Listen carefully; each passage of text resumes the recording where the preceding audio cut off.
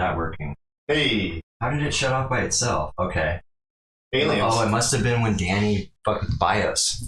Fucking Danny. All right. Okay. Well, I think we got it. Let me get this off of this bad boy. Okay.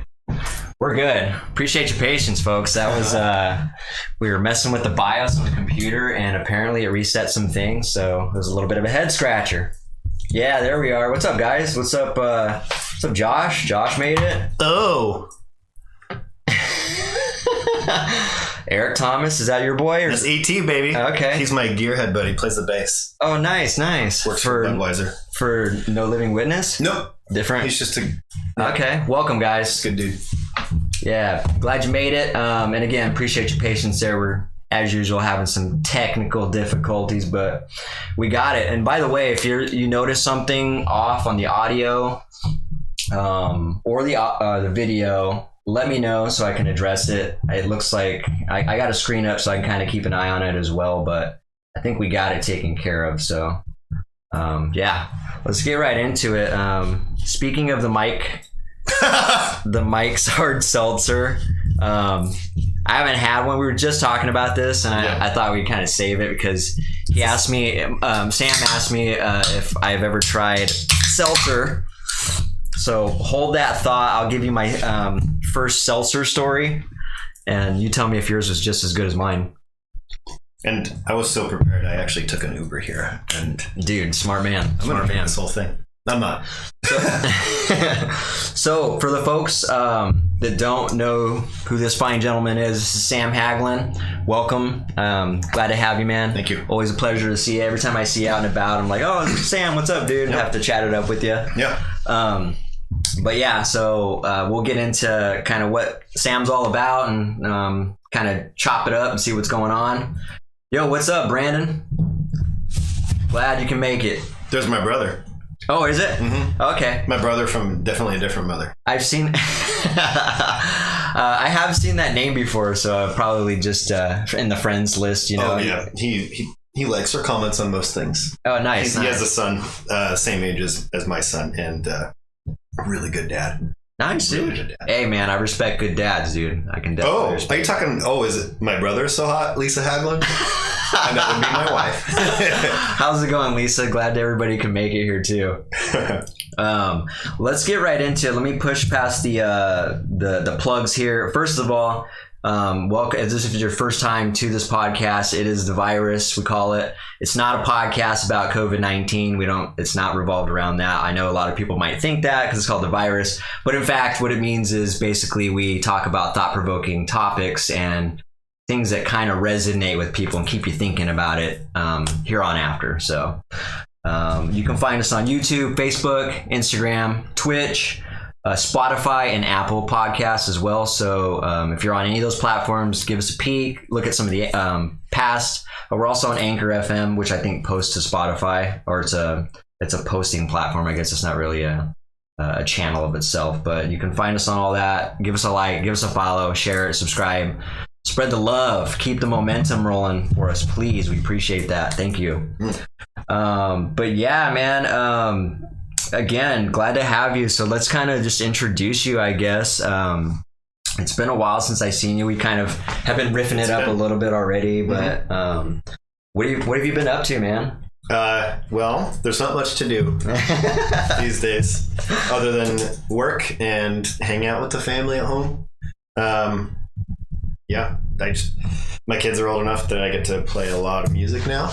My wife and I are constantly monitoring them to make sure that they're not unintentionally trying to kill themselves.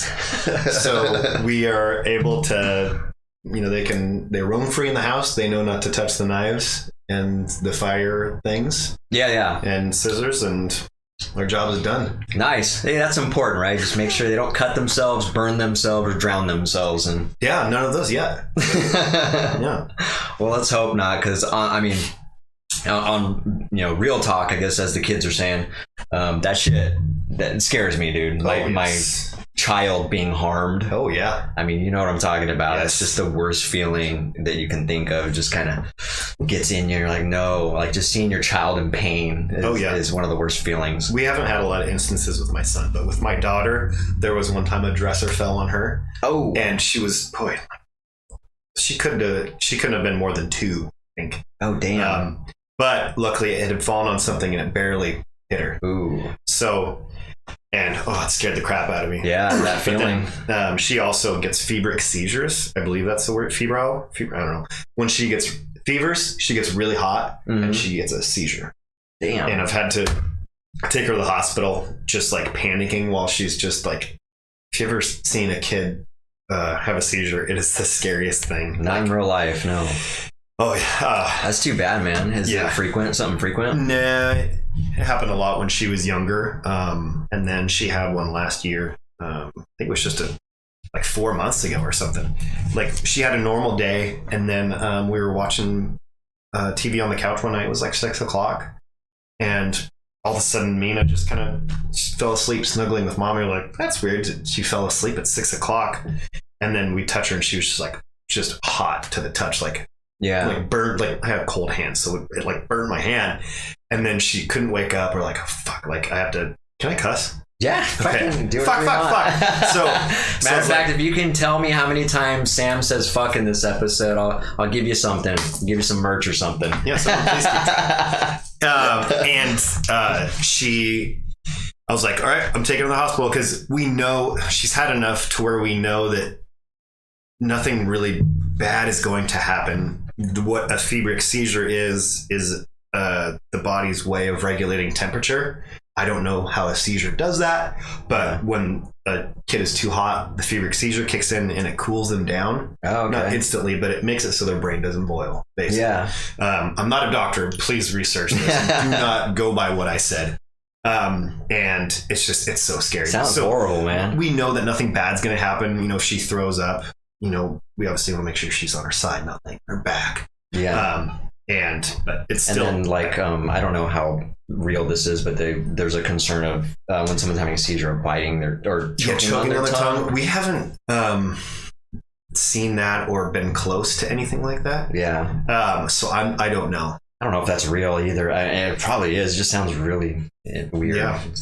All of it sounds very unpleasant. Sorry, you have to go through that. Hopefully, it gets better with the years. I hope so too. Well, my wife Lisa, she had seizures as a kid because of high temperature. Yeah. And she said it went away when she was 7 or 8. So hopefully, my daughter's 4. Okay. Hopefully it's over. Anytime that we see her as a little warm, we're like, ibuprofen. Get her. You guys are on high alert, man. Yeah. Luckily, the kids drink so much water too. Hey, I bet that plays a huge factor too. You're probably right. Well, that's cool, man. Glad you guys have adjusted to that. How's let's just get into the short talk part of it. How's your kids? You have 2 kids now, right? 2 kids. Yep, right. 6-year-old boy and a 4-year-old girl. We're not talking about baby goats either. I guess I should say children. That's true. Goats are equally as cute and entertaining. You say 2? 4 and 6. 4 and 6. It's gonna be 7 and then 5 in the next few months. That's crazy. It seems like. So I didn't know you had a second child until I feel like maybe a couple years ago or maybe even a year ago. And so that's crazy. To me, it seems like you just had another child, but 4 years ago, that's crazy. Yeah. Time has flown a lot quicker than I thought. Yeah, when you worked at my house, I think Aldi was just a few months old, just a little baby. Oh, really? Mm-hmm. Yeah, I thought you only had one child then. Well, we did then. Oh, okay, yeah. Because that was long enough ago where we didn't have the other one. Yeah, that's cool, man. That's really cool. I only have the one daughter, and I probably will only have one daughter. But I also that you know of. Yeah, right. If I do have missing children, please come to Daddy. I'll help you. But what's up, Splinter? Haven't seen you in a while, man. Welcome back, dude. Definitely chime in with some questions. Give us some feedback. I always like having you on as well. Yeah, that's cool, man. It's really beautiful. What I was saying is, my daughter, she always asks me, are you gonna have any more children? I guess not she, but she was asking, am I ever gonna have a brother or sister? And then I've had other people ask that, you ever gonna have a second child? Because there's that social expectation pressure, like don't just have the one child, they need another child, a sibling, you know what I mean? But my as a sibling that came from 5 of us, a family of 5, I kind of appreciate having one daughter because I can put all my focus into there. And I seen how my mom struggled to disperse the attention. It was just near impossible in my opinion. So I really don't know how the families that have 5 kids or more do it. You know what I mean? I can see there being a lot of neglect going on, just out of odds. Out of odds. Well, my wife has a friend. I think he has 11 siblings. Holy shit! I don't know if you can get this just by hearing this, but it's a religious family. Yeah, I see that. I know some families like that actually. But. I mean, isn't your daughter like 8? Yeah. God, if you had a kid now, you'd have to start all over. Yeah, no, I don't want to go back that far. I have a customer where his daughter is about to go to college, and he was like, I want another kid. So him and his wife decided to have another kid. How old are they? Well, I mean, they're what age range? I guess. I think they're like mid to late 30s. Okay. But their daughter's 17. And they're like, let's just start over. I couldn't do that. I mean, his son is adorable, super awesome. Good luck. Yeah. Good luck to you, Levi. He's doing good, though. Wish the best, man. And some people are better off in better life situations and finances and whatever, down the checklist to where they're, in an appropriate situation to maybe justify doing that. Absolutely. But you got to make sure your T's are crossed and your I's are dotted. Exactly. Because like you said, it is kind of going backwards in time a little bit. You got to go through the whole stage. I mean, you remember when your children actually are potty trained, that mile mark, that milestone, you're like, yes, thank God, no more dirty diapers. And those little milestones are like golden nuggets, man, in parenting. Oh yeah. My daughter just started wiping her butt like a couple months ago. Nice. For poopies. She'll take care of the pee-pee stuff. That's fine. Yeah. Poop, like, oh man, because my wife, she can, but my wife also has stiletto nails, so it's not incredibly. You don't want poop easy. Under them nails. Yeah, you don't want poop under the nails. I have very short guitar player nails, and there's not going to get me poop under there. No. I'll get all up in there without the toilet paper. I won't. That's disgusting. Right. Splinter, sounds like you're pretty knowledgeable on the seizures, man. What kind of list of types there? Because I have no idea when it comes to that stuff, man. But yeah, dude, I'm really excited to hear that. So, like, what's up with work? How's work going? I know you kind of talked to me a little bit about work, and so how's it in general? How's it? It's really good, and I hate saying that work has been phenomenal as far as our sales for the last year, because the reason why my sales are up so high is because bars are closed because people can't go out to eat and drink. And so everybody's drinking at home. So I sell beer to gas stations and corner stores. And instead of the bar, do you sell them to bars? I have 2 bars, Oli Tap Room and Boston Harbor Marina. Oh, okay. But they've been open the whole time. But our business has been up so high because people are drinking at home. So people are just going to gas stations and the grocery stores for all their beer. And I love what I do and I appreciate everything. What sucks is there are people hurting, and I'm doing really well because of it. So. Yeah. Sorry, but not sorry, but also still sorry. Well, it's how you look at it, right? Yeah. You know what I mean? However you process that and view it, people can justify things by putting things in their own perspective. Because I also, without talking about me, I've been doing really well too. It's the best year I had last year because a lot of people were at home and they're like, now's a good time to start, doing those home improvement projects we've been putting off. I was that guy too. Yeah. And so, you did your concrete work. I seen. How'd that go? Oh, so good. I can't wait till spring. I didn't see any pictures or anything. Did you post any pictures of it? I might have posted a complete picture of the patio, but then in October I did my walkway. Okay. And it's so sexy. Nice. Out front? No, in the backyard. Oh, okay. Oh, so when you did my yard, we didn't have the yard done yet. It was just a weird concrete dirt. Was it? I don't remember. But again, I got pictures. Oh, by the way, Lisa, when I get a chance, I'll send you and Sam. I ran across some old pictures of progress pictures on when we were actually renovating your exterior of the house, and so it's cool pictures of blasts from the past of what it looked like before and stuff torn apart and stuff. So kind of cool. Proud moment on my patio, by the way. When I did the patio, I did everything by the book, and how you do the layers of gravel and sand and everything. And actually, I did it at such an angle too, where with all the rainstorms, not one puddle. Oh yeah, not one puddle. That's huge, man. I can't stand puddles, especially like driveways and shit like that. Yeah, no water. I've been really happy with it, dude. That's cool. I don't pay attention to your lawn, but I do drive by your house quite a bit because I take what road is that? North Street. Is that what that is? Yeah, North Street's like a good way to cut through town to get to Tumwater on the west side. Yeah. And so and plus I sell a lot of jobs around that area. I sold a deck job like right around your house. Oh, nice. Literally like 2 blocks away. Oh, sick. So yeah, I definitely always pass your house and I'm like, oh, I wonder how Sam's doing, and see your guys' stuff. Looks like your old boy Brandon was saying your backyard is killer looking. He was one of the people to break it in. I think it was August. He came up. He lives down in Gresham, which is outside of Portland. Pardon me. That smells awful. They came up. Him and his son came up and spent the weekend with me. They slept in my RV, and oh, cool. We broke in that patio. Oh yeah, I did see an RV. Mm-hmm. Yeah. Is that in your main driveway too? Yeah. Yeah, that's right. We have a driveway in the back now. Right.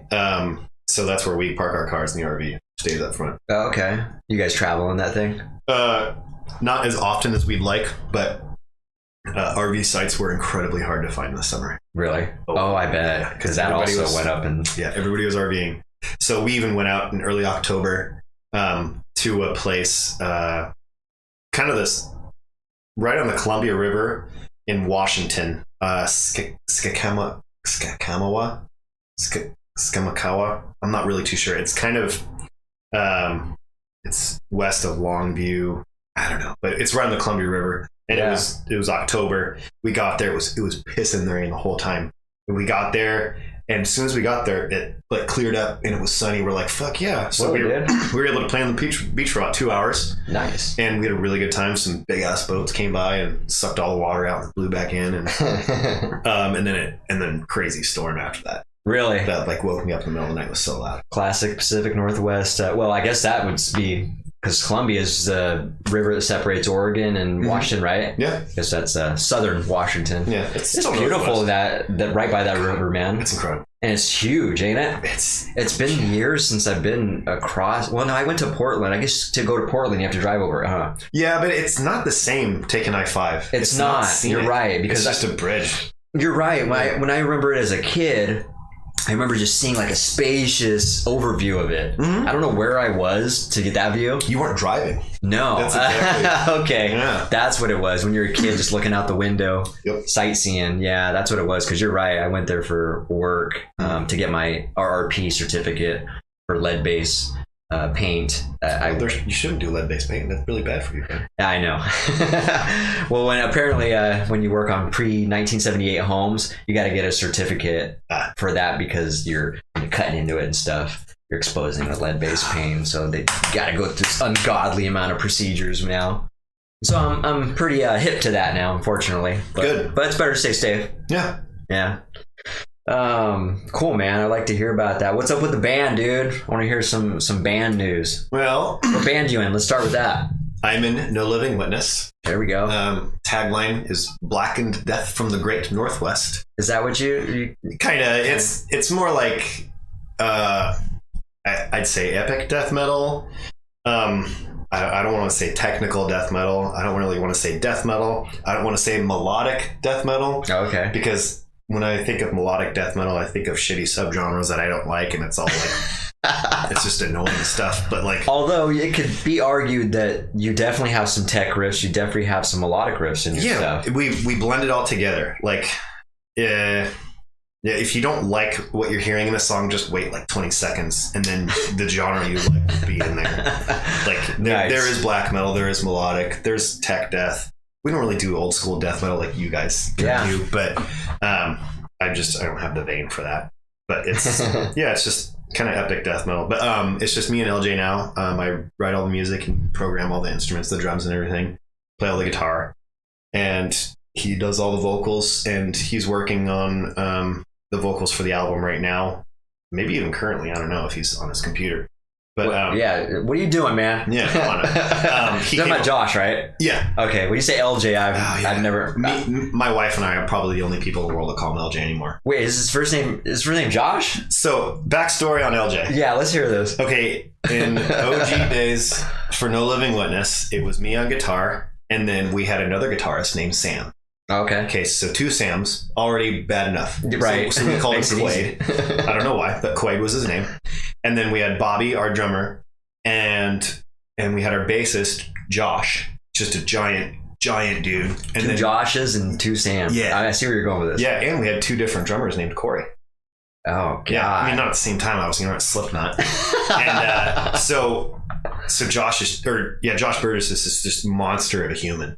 Just on bass. Yeah, I like seeing. Is he on bass? Oh yeah, I love big bass players. Yeah, he's a big bass player. And then LJ comes in like, "Hey guys," you hear that representation of you, man?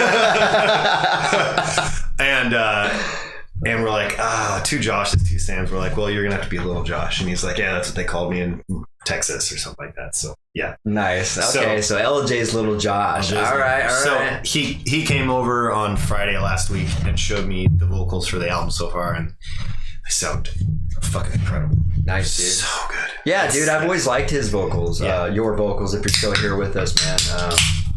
I always like the band too. There's some riffs where I'm like not crazy about, but in the majority of it, I really dig your guy. The fact that we're even like comparing our bands, definitely much different. Oh yeah. But in my opinion, they are similar to trying to implement multiple genres. Yes. Because I really try to do that just in one song, which I think you do as well. Mm-hmm. Just in one song, trying to get a lot of elements in it. Yeah. Although, we have some songs that are just slam or whatever all the way through. There, as we progress, we've implemented clean riffs and shit like that. Clean. You know what I mean? And like chordy progressions and things like that. So I think we're relative in that regard. Yeah. We're just trying to really incorporate a lot of genres. I think what that like subgenres called is like progressive death metal. Oh, okay. My friend Kyle did a guest solo on our album. He plays guitar for a band called Aetherius. Really good dude. Tech death. Yeah. Dude, I know those guys. Who's his name? Kyle Chapman. Yeah, they're signed, right? Yeah, they're on the Artisan Era with Fury and stuff like that. Yeah, and they're local, right? Yeah, Tacoma. Yeah. I'm the only reason I know them is because when we played a show, we played Summer Slaughter with Black Dahlia and a fucking laundry list of cool bands. They were there, and I sold, I think, Ben Gassman and LJ Klein. Is LJ Klein in that one, or is he's in a different band? I don't know who that That's right. I think he's in Devils of Loudon, I think. But yeah, I remember Ben because he bought a ticket from me, and that's kind of how I got introduced. But yeah, I see their activity all the time, dude. Those guys are rocking. They're Kyle and Ben as well. They're both just insanely talented guitarists. They are. And why am I talking about Kyle again? Not that I don't want to talk about Kyle, but because I've lost. You said a guest experience. You had him on as a guest on the album, and we were talking about mixing genres and stuff. Oh, yeah, I don't remember what I was talking about. You got See, me. I told you. Second beer. Nice. Mm-hmm. So were you LS or BS as a salesman? I'm guessing BS. Eric's asking that. I don't get it. I don't get it, bro. You're gonna have to. Little Sam or Big Sam? Oh, that's fucking funny, Eric. Oh, I got it. BS. That's funny. Okay. Go do a reset, Eric. Clever. That's what I was talking about, Kyle. So he did a guest solo, and he did a bunch of projects this last year with a bunch of different bands as well as his band. I love when that happens too. And he referred to us as progressive black and death metal. Yeah, okay. And that could work because I don't generally listen like progressive death metal because it goes way too experimental. It gets funky, it gets odd, but I mean, I'll take it because our music is dynamic. Yeah. It explores a lot of subgenres. I like you guys got keys in there and shit. Oh, yeah. I love that, dude. Oh, yeah. I love band metal with keys in it. I don't know if you still. I know you had a female that was doing the keys for you at one Guadalupe. time. Yeah, is she awesome. still doing that stuff? No, she lives down in Portland, and she's got a badass career. Nice. She's either doing something in a lab or something in IT. Okay. Don't quite remember, but I do remember that she got her master's and stuff when she went down there. And she's super smart, super talented young lady. Nice, man. Yeah. And do you know Luke Patch, the drummer? DSTS Luke Patch. Yeah, they are partners. Oh, together. cool, dude. And they live down in Portland. They're together. Yes, dude, that's cool. Yeah, Luke was highly admired as far as the drumming goes, and I didn't really, but before I ever even got into being in a band, I heard about Luke and DSTS and like from my nephew, the one you just met. Yeah. He was pretty hip to those guys because he's from Shelton. He knew him a lot better than the Shelton I did. crew. But yeah, he definitely idolized and put Luke on a pedestal big time, dude. September was the last time I saw DSTS live, and it was I think Cole was doing vocals, I believe, and Cole's an awesome front man. Dude, and I think that's a show I seen you at, huh? Probably at McCoy's. Yes. Yeah. I was gonna talk. That's in a review section. We'll talk about too. Excellent. That was a fucked up night because of the next day. So remind me about that when we get to it. Yeah. Not really a fucked up night, but great night though. It was a good night. But the show was so good because Luke, like you can play the drums and it sounds good, but Luke plays the drums with energy. Yeah. He like becomes the drum set, and it becomes this godlike being that glows from behind the skins. Like, just he's so much fun. And when I recorded him, we were recording and he was doing all this stuff. Like, he loves those skank that do and skank beats. Yes, that's the one. And we were recording it, and there was this weird bleed in the microphones. This was when I first started recording. Like, it was probably 5 microphones total. And we're listening. It's like, what is that noise? And we're all listening. We're like, we don't know. Like, this is weird sound. Like, is there some weird like bass trap or a bunch of sounds getting in the microphone that shouldn't be? And then we watched again, and then I was monitoring really closely, and then I realized he sings along to the song when he drums. Oh, no shit. He sings the words and does all the guitar sounds and makes drums sound while he plays. And he didn't know that was being heard he too. He just feels the music. That's cool, man. He is energy. And when I met him. Dude, I envy that when I see people that are that's like another level of talent to me. That's why singing and playing is like really admired by me. Like when I see like fucking Necrophagist or even like Putrid Pile or these bands that, you know, they can play guitar and sing, or Blackwater Burial that was also at that fucking show. Yes, they were which I put down as a dude. Yes, yeah, really we'll get to that. I was really impressed with that shit. I cannot sing and play guitar. Like, I can do a little bit of back vocal. Just like a growl, maybe. Yeah, it takes a lot. It takes the focus off. It's 2 different things you got to manage, and for me, it's tough. Necrophagist. Like, oh, dude, what he plays, gosh. Well, what he played, he doesn't do it anymore. What they played though is super tech, man, and then trying to sing over that, it's like, are you serious right now? Yeah, like, these dudes are fucking gods. Yeah. When I heard that band, I was just like. Not only that, it was so there's a difference between like tech too and just like to be tech, yes, and then tasteful tech, yes, you know what I mean? And like Necrophagist really hit that sweet spot for me, dude. I was like, this is fucking good. Have you ever seen them live? I wish. You have? God. Yeah, one time. Dude, I'm jealous. It was at Studio 7, and it wasn't even a big show. I believe they were the headliner, and dude, that's sick. I was on the right side of the stage left. And the guitarist, he's not like the guitarist for Necrophagist, I believe, but he did not once look at his instrument. Oh, really? Just how can you? Oh my god! I can't. I gotta look down, but he just like just a creep, just playing Necrophagist, not looking. Right. I can't even pretend. I can't air guitar Necrophagist and not look at my guitar. Yeah. And this dude was whatever. We get it. You're talented. I know. You're just you're not human, I guess. Right. What's up, Misty? Welcome to the show. Yeah, if you're new here, stick around. To answer your question, it's funny because I say right at the beginning, this is not a podcast about coronavirus. Although we do talk about it a little bit, It's just about kind of riffing about thought-provoking, profound things to talk about. In this case, we're really kind of just talking a lot about music. We're going to be talking about, I'll give you a heads up, right? We're going to be talking a lot about what's going on.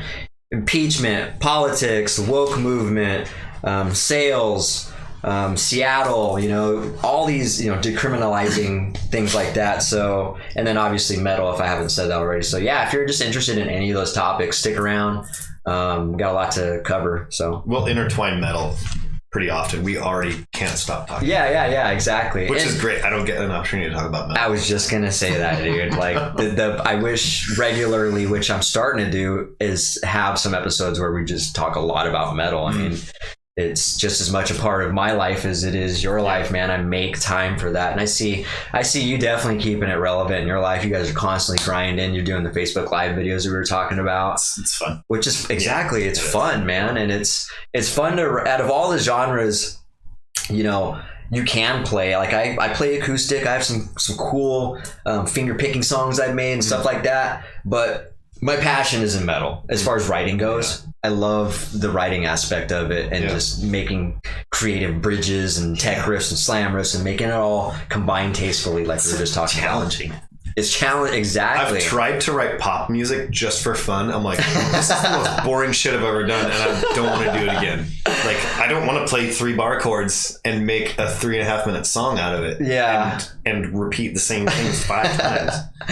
Me and you are on the same page, man. Like, there's a threshold for that. That's mainstream taste. Mm-hmm. That's mainstream preference, and that's why I have a kind of a... Can you believe it takes 6 producers and 1 pretty... pop star to create that crap? I mean, I get it. It's catchy, and they're making billions of dollars. So please do it. Why not? But as a musician, I can't listen to it and not just think about what little goes into it as far as talent wise on the music. And I think on that regard, not to be offensive to people that like a lot of mainstream pop music, but I think a lot of us are lazy in general. And what I mean by that is our mind as well. So when we hear something, we don't want to hear something that's hard to digest. Mm-hmm. We want to be able to hear something that's easy to get our head wrapped around and follow and hum to and get all warm and fuzzy about, you know what I mean? But the reality is it's lazy. And I'm so the exact opposite. Like I can actually listen to pop music and tune it out as like music is playing and this is fine. I can dance to this. I can start drinking in the living room while my wife puts on makeup and we're going out. That's totally cool. But if like a rock song comes on or like a radio metal band comes on, if I can already play their music in my head on my imaginary guitar without even looking at my instrument, I'm getting mad. Or it's fucking Evanescence. Why do you have 2 guitarists? They both play the same thing. Fuck. Yeah, I totally am on board with you, man. And like you said, you'll still catch yourself, head bobbing to it, and you're like, damn it. I know. It's stuck in my, damn it. It's catchy. Fuck. Fucking Nickelback. So, I mean, I get it. There's an application for it. There's a time and place for that type of stuff. But God, the majority of the time is just like overkill. It's like, come on, guys, challenge your mind. Open your mind to more experiences and hearing something that's a little more challenging, I guess, like you said. And my wife, she doesn't really like pop. She likes this weird new-ish style of pop where it's like, it sounds like it's from the 70s, but there's almost like a bluegrassiness to it, but it's also kind of hip-hoppy and almost a little sexy. Like it's good music where these people are creative and put a lot of thought into the music they play. Nice. And it's not a bunch of producers. It's a dude and a chick, and they're doing their thing, and it's really good. And my wife is also, she knows music theory. She plays the oboe. Nice. And so she understands music very much. And when she listens to metal, she's like, I get that this is talented, and I can hear what they're doing, and it sounds good. That drummer is fantastic. The guitarist is obviously talented, but just can't listen to it. And that's respected. Yeah. You at least understand it. Yeah. It doesn't mean it's for you. Right. You know what I mean? It's not for everybody, but the same thing as me. Like I'll see some bands or listen to a song that I'm like, that's fucking pretty, technically creative. It's creative. I like the structure of it, but it's not my cup of tea. So but I respect it. So I'm on the same boat. Like when I see undeniable creativity, I respect it. I don't talk shit about something that I'm not into. Yeah. You know what I mean? So the respect is there. Agreed. Yo, Misty has a question though. Have you heard of the pop music in Japan that's completely computer generated? Like the singer is a fake person literally and she does a hologram show. What? I have not. I mean, I've definitely heard of a lot of simulated tracks and stuff, but not the singer. Oh, here's LJ. Okay. So when AI takes over everything and we all hack into Neuralink, he can see that. On the other hand, Japanese jazz and fusion so amazing, and a computer program can never sound as good as a human with nuanced emotion coming through the playing. Well, yeah. Yeah, absolutely, man. Nothing will be a live performance, though. Yes, I know what that person is talking about. It is an AI pop star.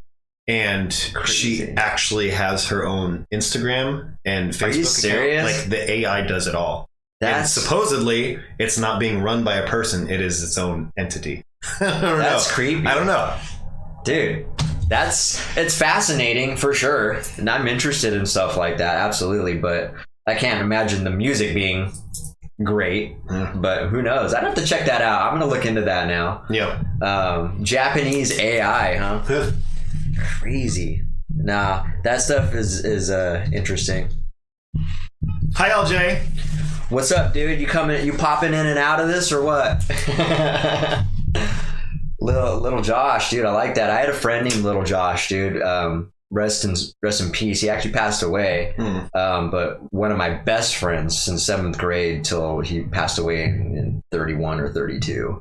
He was just unhealthy, really unhealthy. Drank a lot, smoked a lot, and he already had some preconditions and stuff. Ended up getting a trach done in his throat. So, ouch. Rough life, man. But yeah, so Little Josh reminds me of him, man. Look at that. Had to record a vocal part. Oh, dude. Okay. Oh, so before the edible kicked in. Very good. I am also altering my mind a little bit. Nice. I'm like, I might end up getting to another one, and then pretty soon here in the review, I'll again. I haven't forgot about my seltzer. Okay, because I still want to know about it. I do want to know. All right, man. Let's start talking about some of these topics because, to be honest, I don't think we're going to get to all of them. There's just too much shit that I have to talk about. Derail pretty quick. And we derail, which is good. Yeah. I like that. I mean, it's stuff with substance. So it's contagious combo. Exactly. Contagious combo and viral viewpoints. Yeah. Exactly. So it is catchy then. Yes, saying those. Yeah. I've thought about these things. So my daughter's podcast, we got dynamic discussion. Yes. It's so cute. I love your little team. It's so cute. Dude, it's fun. We got tea time topics. She's totally into tea now, so she drinks tea all the time. Oh yeah, I saw that Tazo. Yeah. It's hilarious, man. She cracks me up. All right, dude. Well, yeah, I'm glad to hear a lot about, by the way, just to back up, I'm glad to hear work's going good. Kids are good. Wife's good. Yeah. How's the wife? How you doing, Lisa? She's probably, what time is it? She's probably getting the kids to bed. Okay. Though it is Saturday night. So Friday and Saturday nights, it's slumber party night. So Monday through Friday, or Sunday through Thursday, they are in bed at 7:30. Like, God, I wish I could do that. 8:30 is tough. Yeah. Well, like we need our 2 hours of alone time. Yeah. Otherwise, it does not exist. Yeah. So, but Friday and Saturday night, they are free to watch, a movie, or they usually don't play on their tablets this late, but they'll watch a movie, and then like 8:30, we'll say, "Hey, it's time to bed," and they'll just go to bed and go to sleep. So yeah, structure. I like that. Yeah. So it's possible the kids are watching a movie right now, and she's watching a movie in the basement, the Haglund Entertainment Dungeon, as we call it, nice. Where we have a TV as big as your wall. Nice, dude. It's like a projector then? No, it's an 84-inch TV I got from work. Just a fucking monstrosity of a TV. It is. It's a monster. That's pretty cool, man. Yeah. Yeah, I always like those big screens. Mm-hmm. Nice. Well, back to I did want to ask, so about your band really quick. Since we're on metal, let's just keep going. I'm going to skip over a few of these because I did want to, we already started the metal conversation, so let's get into that a little bit. I guess, would you be, I mean, are you guys ever going to do a live show, or would you guys be considered an internet band now? Or I really doubt it. I sure would like to, but drummers are so hard to find, especially death metal drummers, where they can blast beat, where they can, good ones, yeah, where they can blast bomb beat, and just, well, like Aetherius, for example, out of Tacoma, they had to import their drummer from I believe the Midwest. How do you do the tracks? No, like they flew in. Like they hired him, and he actually moved to Washington. I believe he's a contractor. I'm not 100% sure. A music contractor? Huh? Musically? No, he's like works as a contractor. Okay. Something like that. I'm not 100% sure, but he lived somewhere at least Midwest, maybe East Coast. I don't know. I really don't know anything besides the West Coast. I went to Ohio one time and I was like, oh, I've never been to the East Coast before. Like, what the fuck did you say? So he moved over here to join Aetherius. And that's probably, I doubt they would have found a drummer if they didn't find one from out of state. You're probably right. It's so hard to find. Like, you know, we have Lord Marco, who lives up here, who's really talented, but he's in 30 grind bands. That's another problem. Right. Too much going on. Yeah, and there's Nick Pierce, who's incredibly talented, but he's on Earth, and that is full time. That's a local bander? No, but Nick Pierce, I believe he still lives in the Tacoma area. I didn't know that. Yeah. Because I've definitely heard of Unearthed. Yeah, he used to be in a band with Kyle back in the day. Oh, that's cool, man. Sick Hair. Or it might have been before Sick Hair. I'm not. But yeah, it's so hard to find. So, like, we thought about doing a show with drummer on a drum track, like Putrid Pile. Oh, is that what they do? He's a one-man band, and he plays guitar and sings, but he tracks his drums and his rhythm. Oh, okay. Really good band, because even still doing the guitaring and singing is really good. So we thought about it. We don't want to go that route, but okay. We have enough friends where if we really wanted to someday to do a show, we probably could. You know, I'm sure Kyle would play guitar for us and a bassist, whatever. They could backtrack bass track, same with keys, and then a drummer maybe, but we'd probably have to pay him. Yeah, to be honest. That's probably just a given. Yeah, I'd love to, but believe me, I believe my brain has a schedule that every 3 weeks I have a dream where No Living Witness is playing a show. And as we were starting the set, we realized we haven't practiced in 10 years. And the other guitarist that we hired isn't showing up. And that's a nightmare. Yeah. It's not a dream. But I mean, it happens every 3 to 4 weeks. I have this dream constantly. Yeah. And I don't know if this is my subconscious telling me that I'm unprepared for something, but I feel pretty prepared for most things. Yeah, I would think so. Yeah. Especially musically, you're always upkeeping your songs and stuff. So I don't know what the dream means, but I think it just has to do with I do want to play live again someday, but I don't have the time for practice. LJ's like, Jesus Christ, you too? Yeah. So you guys have the same dream. It's a dream within a dream. And I want to, but I guess up until recently, LJ had a very different schedule, but he got a promotion, so he's able to have evenings off. But you know, I get home from work and we're doing homework with the kids, and then we're making dinner, and then we have like a half hour before we put the kids to bed. It's like I don't know where the time is to have 8 hours of band practice a week. It's just I don't think it's realistic for me. Not right now, maybe someday. Yeah. But until then, I really like creating music and playing it on my computer. And yeah, it's definitely a tough thing balancing the life, the family life, and the band life. Yeah. Thankfully, I think me being single is probably the only reason why. You would think it'd be opposite if I had a partner. They would help me, kind of free me up. When you have a partner, you want to spend your time with them. You don't want to go. That's true. From that. And then when you have band practice, where's your daughter? Does she go with you? She comes with me sometimes, dude. Shit. She's got earplugs and she's got an iPad, and she'll sit there and she enjoys it. She actually, a lot of times I'm like, you want to go to Grandma's this week? She's like, no, I want to go to practice. Oh, hell yeah. I'm like, hey, yeah, and what's funny is she gets inspired by that, like, because I bought her a guitar, a while ago, acoustic one, and I have a hard time getting her into it and practicing. But I noticed after a few times of taking her to practice, and I noticed her like engaging and watching us, watching the drummer, watching Snakes sing and stuff like that, and she's just totally vibing. She's got her little Instax camera, taking pictures of us and stuff. That's cute. I love it. And then we came back to the house, and she's playing her guitar, and just. And I'm like, whoa, I haven't seen you pick that up in like a year. That's awesome. So yeah, but I definitely understand the balancing act for sure. Your singer's name is Snake? I call him Snakes because he went by that for a little bit. Jake Lloyd. Oh, okay. Yeah, so he Wait, Jake Lloyd. Was he the vocalist for Triosis? I don't think so. For Triosis, it was a metal band out of Yale, and there was somebody in the bag named Jake or Jacob. Maybe I don't know. Yeah. I'm wrong. He started in Centralia with a band named I'm Friends with a Ghost. Yeah, no, not Countless.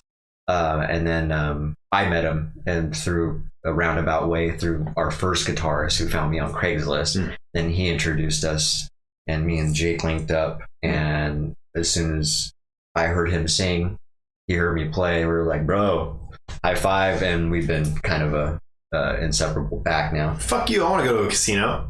Bro, Brandon's off to the casino. Well, have a good night, man. Jealous. Like I said, I don't really get out and do that kind of stuff anymore. Just completely fucking busy. Yeah. I miss you and I love you. Goodbye. Have fun. Glad to have you too, man. Thanks for making an appearance. Come on anytime you want to check it out. Check out the podcast. Talk about all kinds of stuff with different people. So. Well, hold it. And also, you just chugged a Mike's Hard Seltzer. You better not be drinking and driving, dude. Ooh, for real. Busted. Oh, that's funny. All right, man. Well, yeah, I just wanted to know, dude, since we're on the, like I said, let's keep the metal thing rolling. How important do you think technique? What's up? It looks like you got a friend on here named Alicia. That's LJ's girlfriend. Hey, how's it going? She's a good girl. Welcome. Welcome. Or as any shopkeep would say these days, welcome in. Nice. I feel like I keep looking at the camera or your laptop on the microphone, but I need to make eye contact with the lens. Yeah, it's a thing I had to get used to as well, yeah. Zone in on that camera. Have you ever seen that movie, Scanners? Yes, it's been a while, though. God, that's an old school movie, right? Oh, man. So, like, I wanted to talk about technique, man, with playing. So, I will say, by watching you play on your videos, you seem very technical. Yeah. Like you have a lot of tech riffs. And one thing I really noticed, I think I've told you already, is your picking hand. Yeah. Is really tight. And like you implement a lot of tremolo riffs, spurts. Yeah. Which I fucking love because I recently started doing that in like the last year. Yeah. Heavily. Me too. As opposed to just starting to just do a regular black metal, all tremolo type catchy riff. Yeah. And, mixing it with some chunks and chords and, also spurts is really what I'm talking about. Yeah. So I noticed that with your playing and I was like, that's fucking sick, dude. And it's tight because it takes some technique. That is also a new thing for me too. Nice. Because I'm going to reference back to Kyle once again.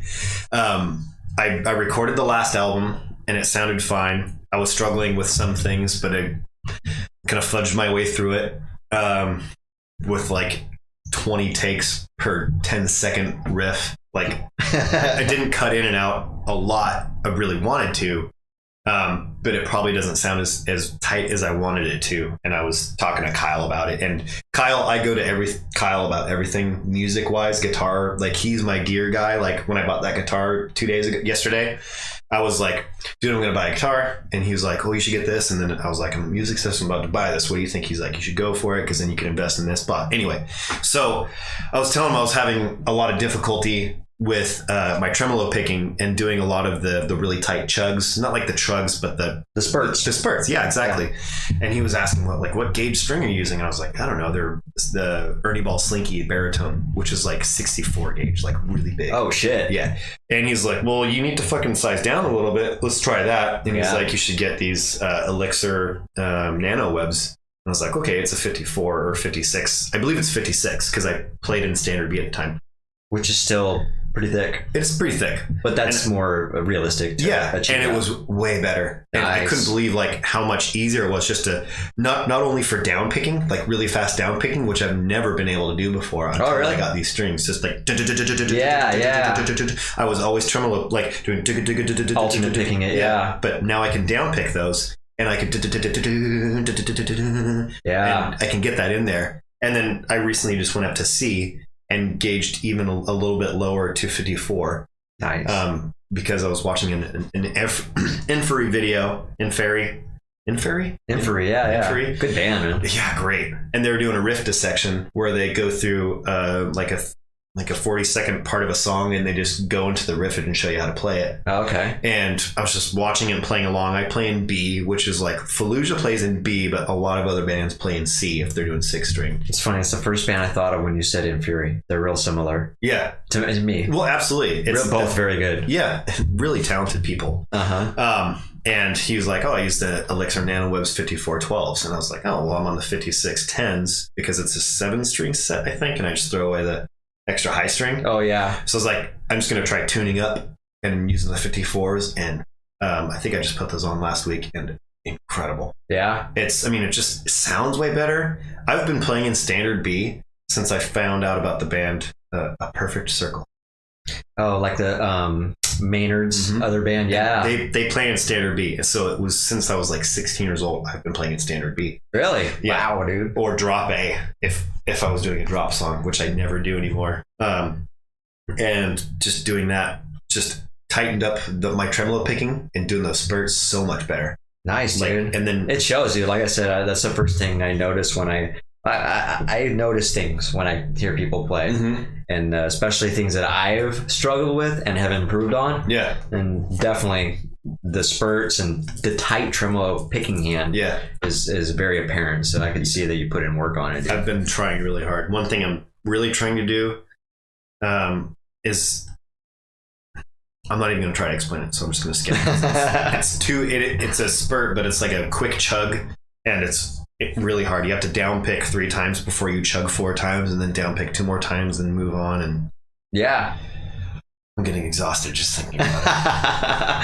I love breaking down stuff like that because you might not know it just by hearing our songs, but I have really weird picking patterns. Okay. And I have to explain them like that too. I'm like, so it's 3 down picks or 3 triplets, 4 down picks, 2 triplets, and then, you know what I mean? Yeah. And until I explain it like that, whoever I'm trying to teach a song to, they're like, oh shit, I didn't even know. I mean, now that you broke it down, it's kind of weird. Yeah. But it lines up. It always lines up, and it's very unique. So. Yeah. Those things stand out, man. Yeah. Even if it's not noticed when you're watching it, to the ear, it's ear candy. Yeah. And you're like, I don't know what it is about this, but it's attractive and it's catchy. Yeah. And then, so I totally dig that shit, man. Yeah.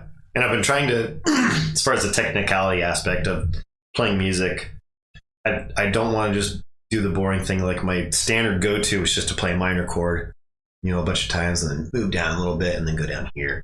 But I was like, instead of like taking a page out of Inferi's book, where instead of doing a minor chord, they do a bunch of picking arpeggios in the shape of that, in the what is it, the scale shape. Yeah, scale. So instead of just going, they go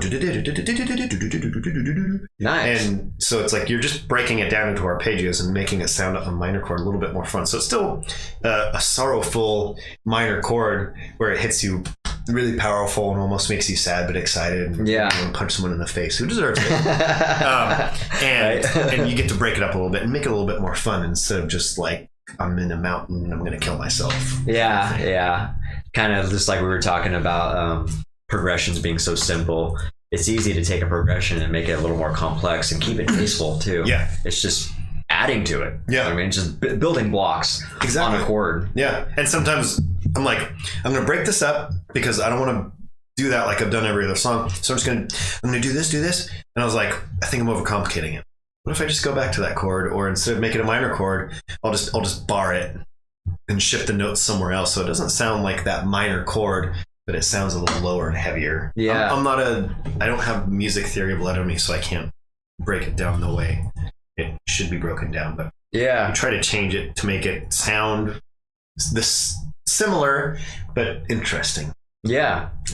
And you don't really need, I mean, music theory goes a long way, but I personally think there's a difference between somebody being overly technical as opposed to somebody writing out of feeling. Yeah. You know what I mean?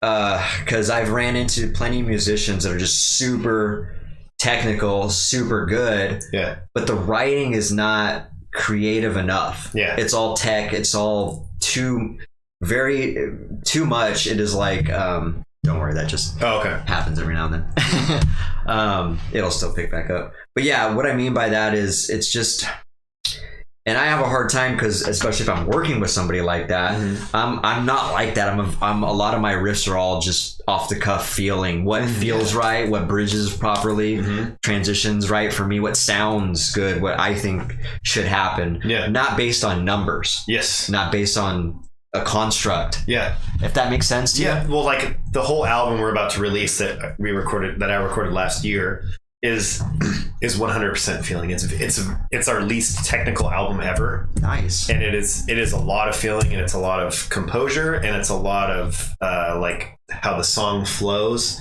and how it feels, rather than the technicality aspect. And then the 2 new songs I've written is incredibly technical, but I'm blending the feeling of how a song feels and how it flows. Yeah. Like, you know, when you hear those songs and it hits you right here and you get the goosebumps. Yeah. I want that, but I also want to make it a little bit complicated. Yeah. So and you can do that. I think that's where you get good musicians, in my opinion. Just understanding that it doesn't have to be one or the other. Yeah. You can combine that. You can still have the tech in there, but just sticking within a feely structure. Yeah. It just makes sense to the ears. You know what I mean? Like, wow, that flows really well. Yeah. It's not crazy fucking just one tech riff to the next. Yeah. You know, it's not Rings of Saturn. Yeah. Just, God, like give it a rest. Like talented, but man, like no. Again, yeah, I respect that band, and I played a show with them. I get it. I respect the shit out of them, but yeah, it's they just pulled off live. They do. Wow. Yeah, but the feel though is just not there for me. You know what I mean? Yeah. At least far and few with the feel. So.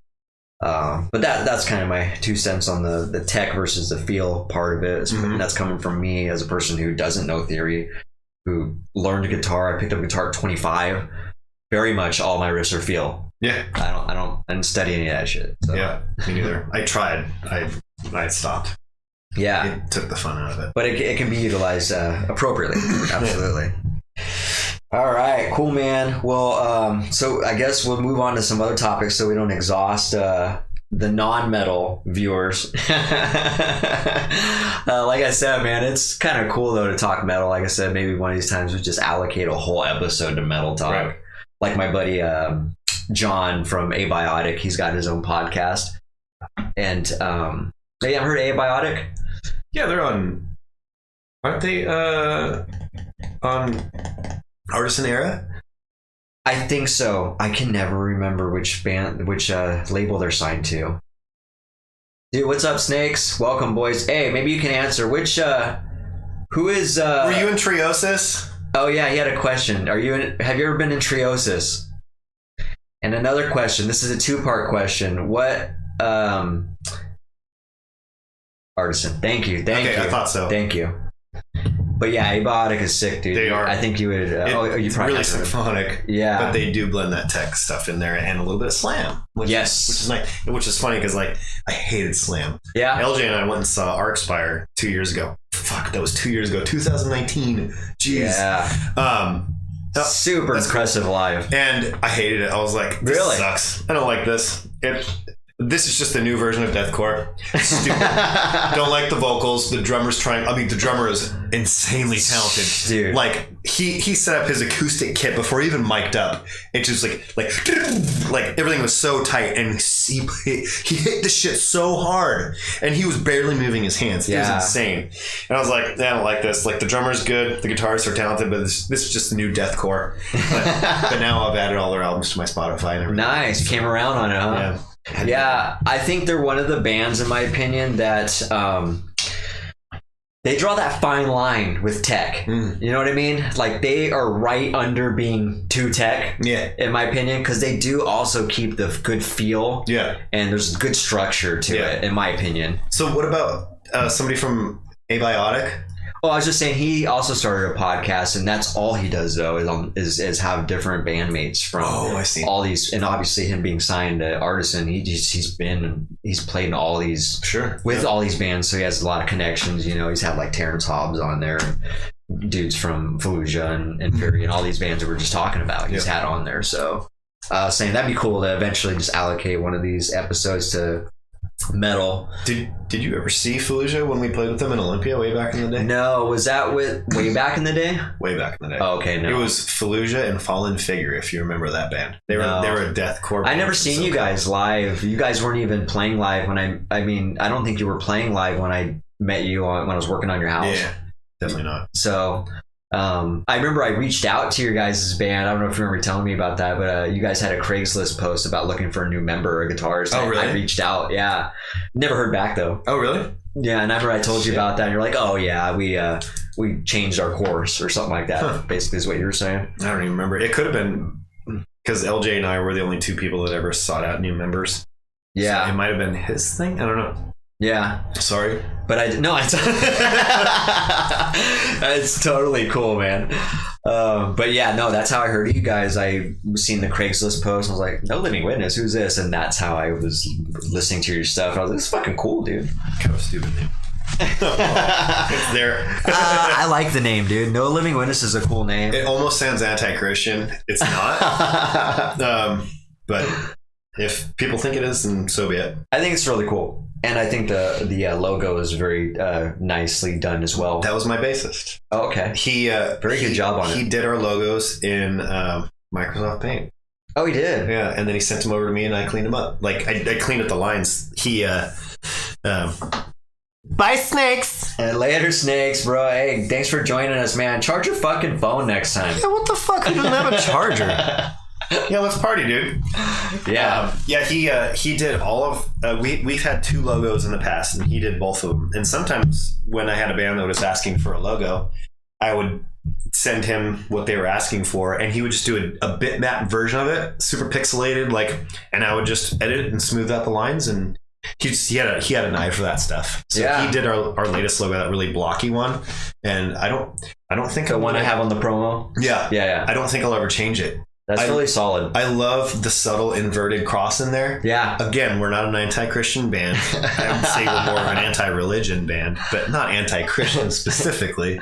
Yeah. Not that we're anti-religious in a bit. I think LJ is. I think I am too, but it's not in our context as music. It's more like anti-everything. So. What's up, Jim? Yeah, pop on in when you got time one of these times. Always like having you on the podcast and hearing your thoughts. Hi, James. That's Danny's my nephew. That's his grandpa. Oh, okay. Yeah. Hello, Grandpa Jim. Yeah. Oh. Sometimes we get some family members popping in. My dad's name is Jim. Nice. My kid's called Papa Jim. Right. Papa Jim. Jim's a solid classic American name. It really is. American brother. My stepdad's name is Jim, man. Very cool guy, man. Good. I love that. I love my time with Jim. LJ saying anti-Christian, not anti-Christian, just pro-Satan. Hail Satan. You're like, God, what is that guy's name? I just watched a freaking documentary on Call. No, the guy that was a serial killer. God dang it. Oh, Charles. Not him. It's a new documentary on Netflix where this guy just went on a fucking killing spree, killing everybody, all ages, molesting, raping, and killing. Beans. Dude, it was just like it was really intense. But he was all about Satan. Yeah. So. Which is funny. I don't know if you're religious at all. No. Okay. No. Have you ever looked at the Book of Satanism? No. It's literally all about just pleasing yourself. Really? Yeah. So there's no harm in that, right? Well, I in a weird aspect. Well, that's what I gathered from the book. The good book. I guess books can be interpreted. Right. They absolutely can. That's why there's so many goddamn different religions. And it's all about pleasing yourself. And one thing that I love. Thank you, Zach. What's up, dude? Night Stalker is the name of it, dude. Oh, I did a review on it too, and Richard Ramirez is his name. There we go. Yeah, if you like sick, fucking disturbing, fucking documentaries about serial killers, check that one out. I'll pass on that. Glad to have you though, man. I haven't heard from you or talked to you in a minute. It's always good to see you, man. When I see you, so welcome to the podcast, dude. That's my cousin. You know Zach? Are you serious? Yeah. Wait, is this the Zach I'm thinking of? Zach Anderson lives on the west side. Maybe it's a different Zach I'm thinking of, because there was a Zach Anderson that I used to Did you do vocals for me at one time, dude? No. Okay.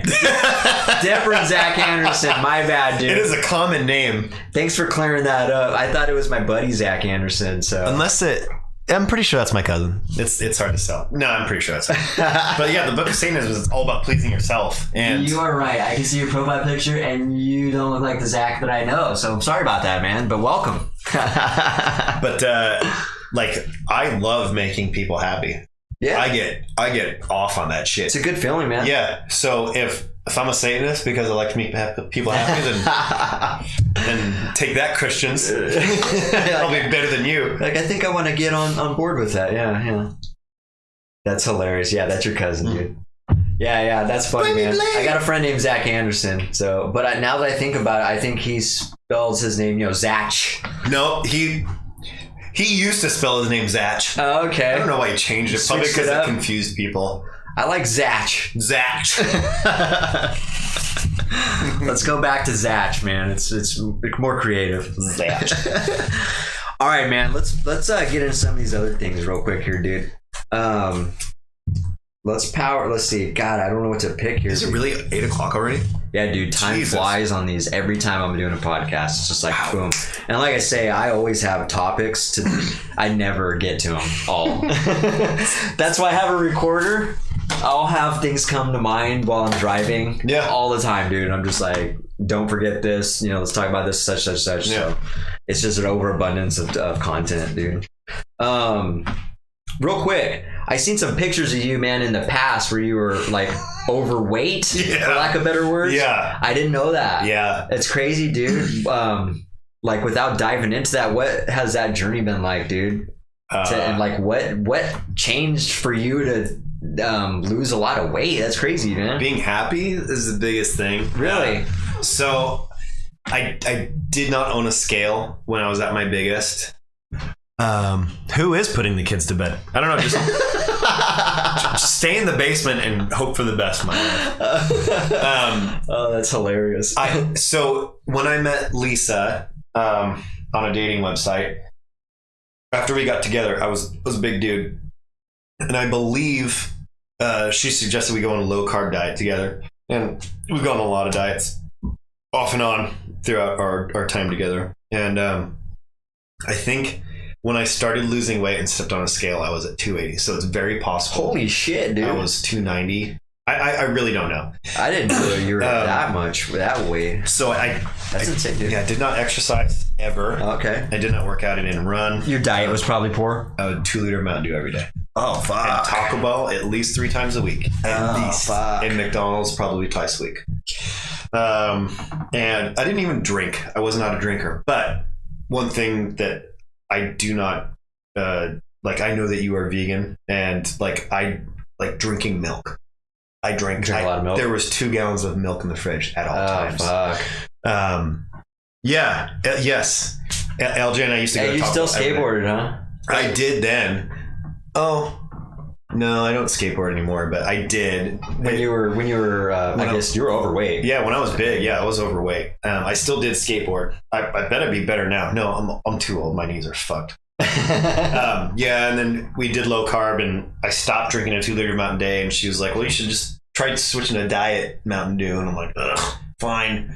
So I started drinking Diet Mountain Dew, and now I never drink soda anymore. Actually, I drink alcohol more than soda, and I don't. Like, we keep soda in the house sometimes. Like, there was a new flavor of Mountain Dew. It's Diet Mountain Dew, something mellow melon. I don't know. It's they watermelon. Keep coming out with new ones. Oh, yeah. And it was pretty good. Like, I'll drink like seltzer water, alcohol, water, and coffee. That's about it. But yeah, the biggest thing was just not doing fast food anymore and not doing soda pop all the time. Soda pop. So you just started phasing these things out. Yeah. All at once? Was it cold turkey, everything at once, or little by little? I think she got me cold turkey on the soda, and we still do fast food every once in a while. If we're having a naughty weekend, we're like, let's just like, usually, but like the week of Christmas all the way to a couple days after New Year's, we'll like no fucks given. We're gonna eat whatever we want, and I'll drink every night, and that's cool. But other than that, we're pretty good. And I'm an intermittent faster too. So I stop eating and drinking at 6:30, and I don't start again until at least 12:30 the next day. Does that mean like time periods of a day or like a whole day? I believe it's 16:8, and the math might not add up, where it's 16 hours of not eating. No, it's 18:6. So I only eat between the hours of 12:30 and 6:30. Oh, okay. The rest of the time when I'm sleeping or in the morning, I don't eat. Okay.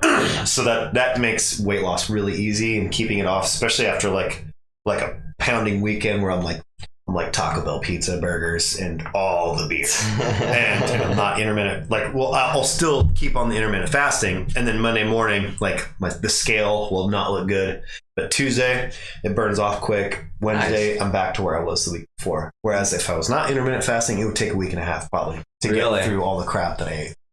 So that's good for you. Yeah, dude. A lot of it has been life change and just being healthy, and I do like to work out that I don't anymore because I like going to the gym, and I don't want to go to the gym and wear a mask. Just that sounds shitty. I don't want to do it. Yeah, it does. And I love running, but my knees are fucked, so I can't run anymore. Yeah. Yeah, I've heard that a lot. My knees are pretty fucked too, and I hate running, but I like the feeling when I'm done running. Oh yeah. But you're right, I go through the same thing. I see. I'm always mixing our music, so I'll listen to something in my headphones and be like, the kick needs just to be turned up half a decibel and a little bit more on the bass. I'll be like, okay, I need to re-listen to this album. And the new album, which is 6 tracks long, is 54 minutes. And I'm like, all right, looks like I'm going for a 54-minute job. And nice. it's a treat. I love it. I don't get tired or anything. It just feels good. But now it's just my knees are. Mommy! How's it going? Welcome that's here. My That's your mom's?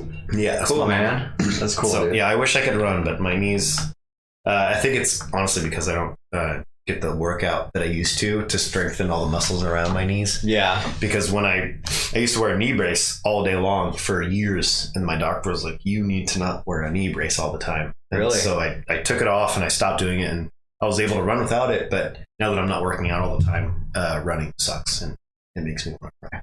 Yeah, it's not for everybody for sure, man. Dude, that makes me happy though. I like hearing when people really transform their health like that. Yeah. And especially I had no idea. I knew just by seeing some of your pictures that you were overweight, but you putting that in perspective by telling me numbers 280 and 290. Yeah. It's pretty crazy, dude. Yeah. You really probably transformed your life a lot by doing that. What's weird is the only difference, I've always had plenty of energy. Thank you, my love.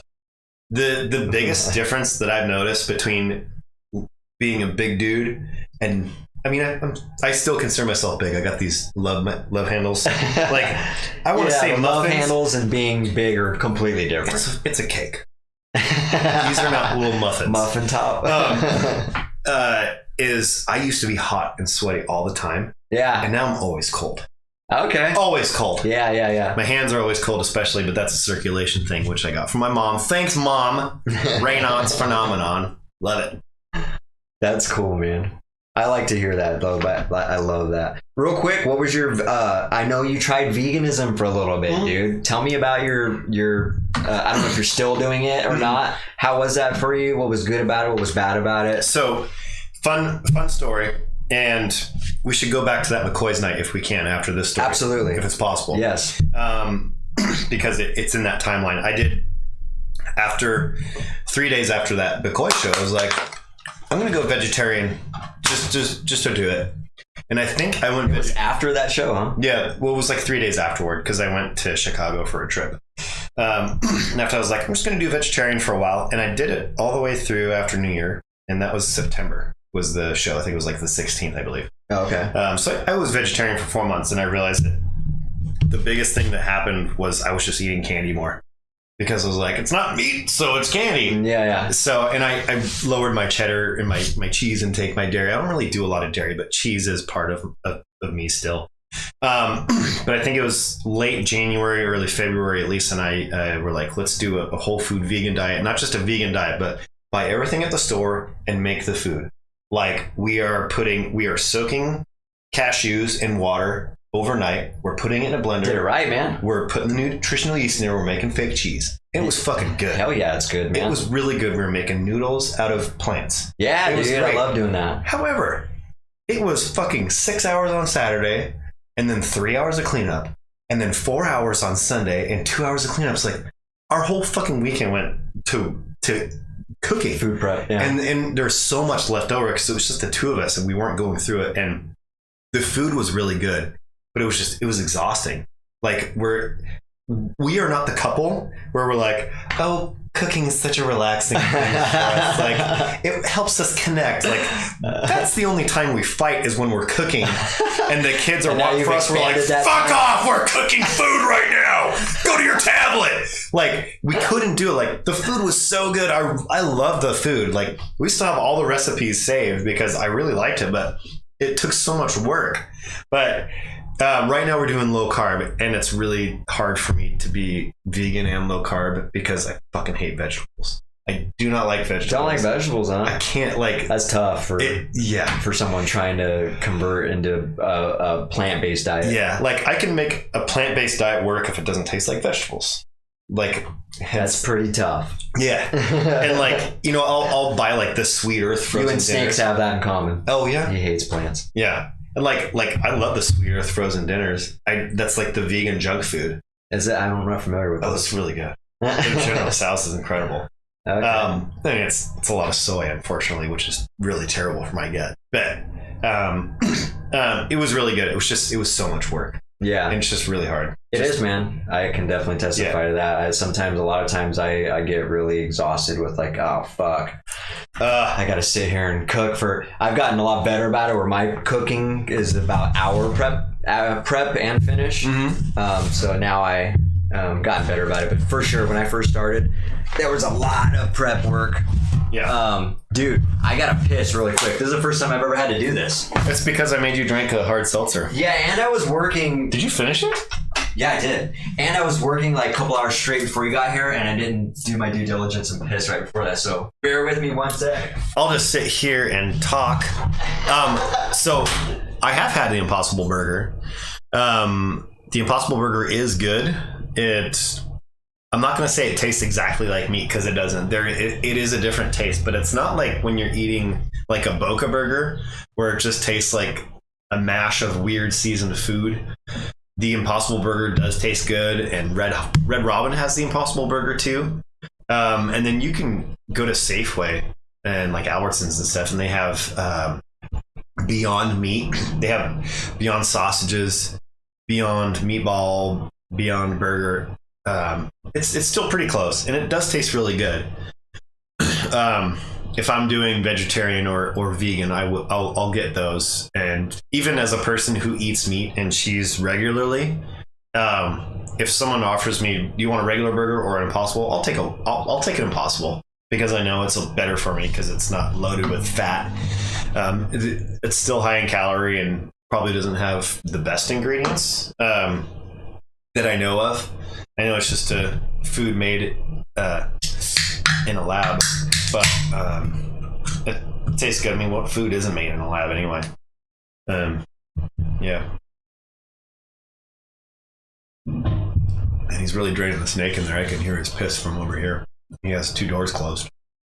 Are you still living at that place on the west side with those folks that we know through people? Anyway, this episode was brought to you by Mike's Hard Seltzer Lemonade. All right. Oh man, I feel bad leaving you hanging, bro. That was the first time. Well, I'm doing pretty good. If that's the first time I've ever had to do that. 57 episodes. Yeah, not bad, dude. It's pretty damn good. Tell you what. So what's up? You got another one of them seltzers for me? Yeah, dude. Okay, you gotta have them. Do you like pineapples? Yes, I do. Okay, so we got a variety of flavors. It's legit. Tastes like a can of Dole pineapple juice. Dole, huh? Yeah. Oh, Dole, the brand. Yeah. I thought you meant Dole. I was like, well, I don't want Dole pineapple. No, this ain't Dole, motherfucker. It's awesome. Take a sip and let the pineapple juice caress your mouth. Well, we're gonna get into that show, but since we're talking about this really quick here,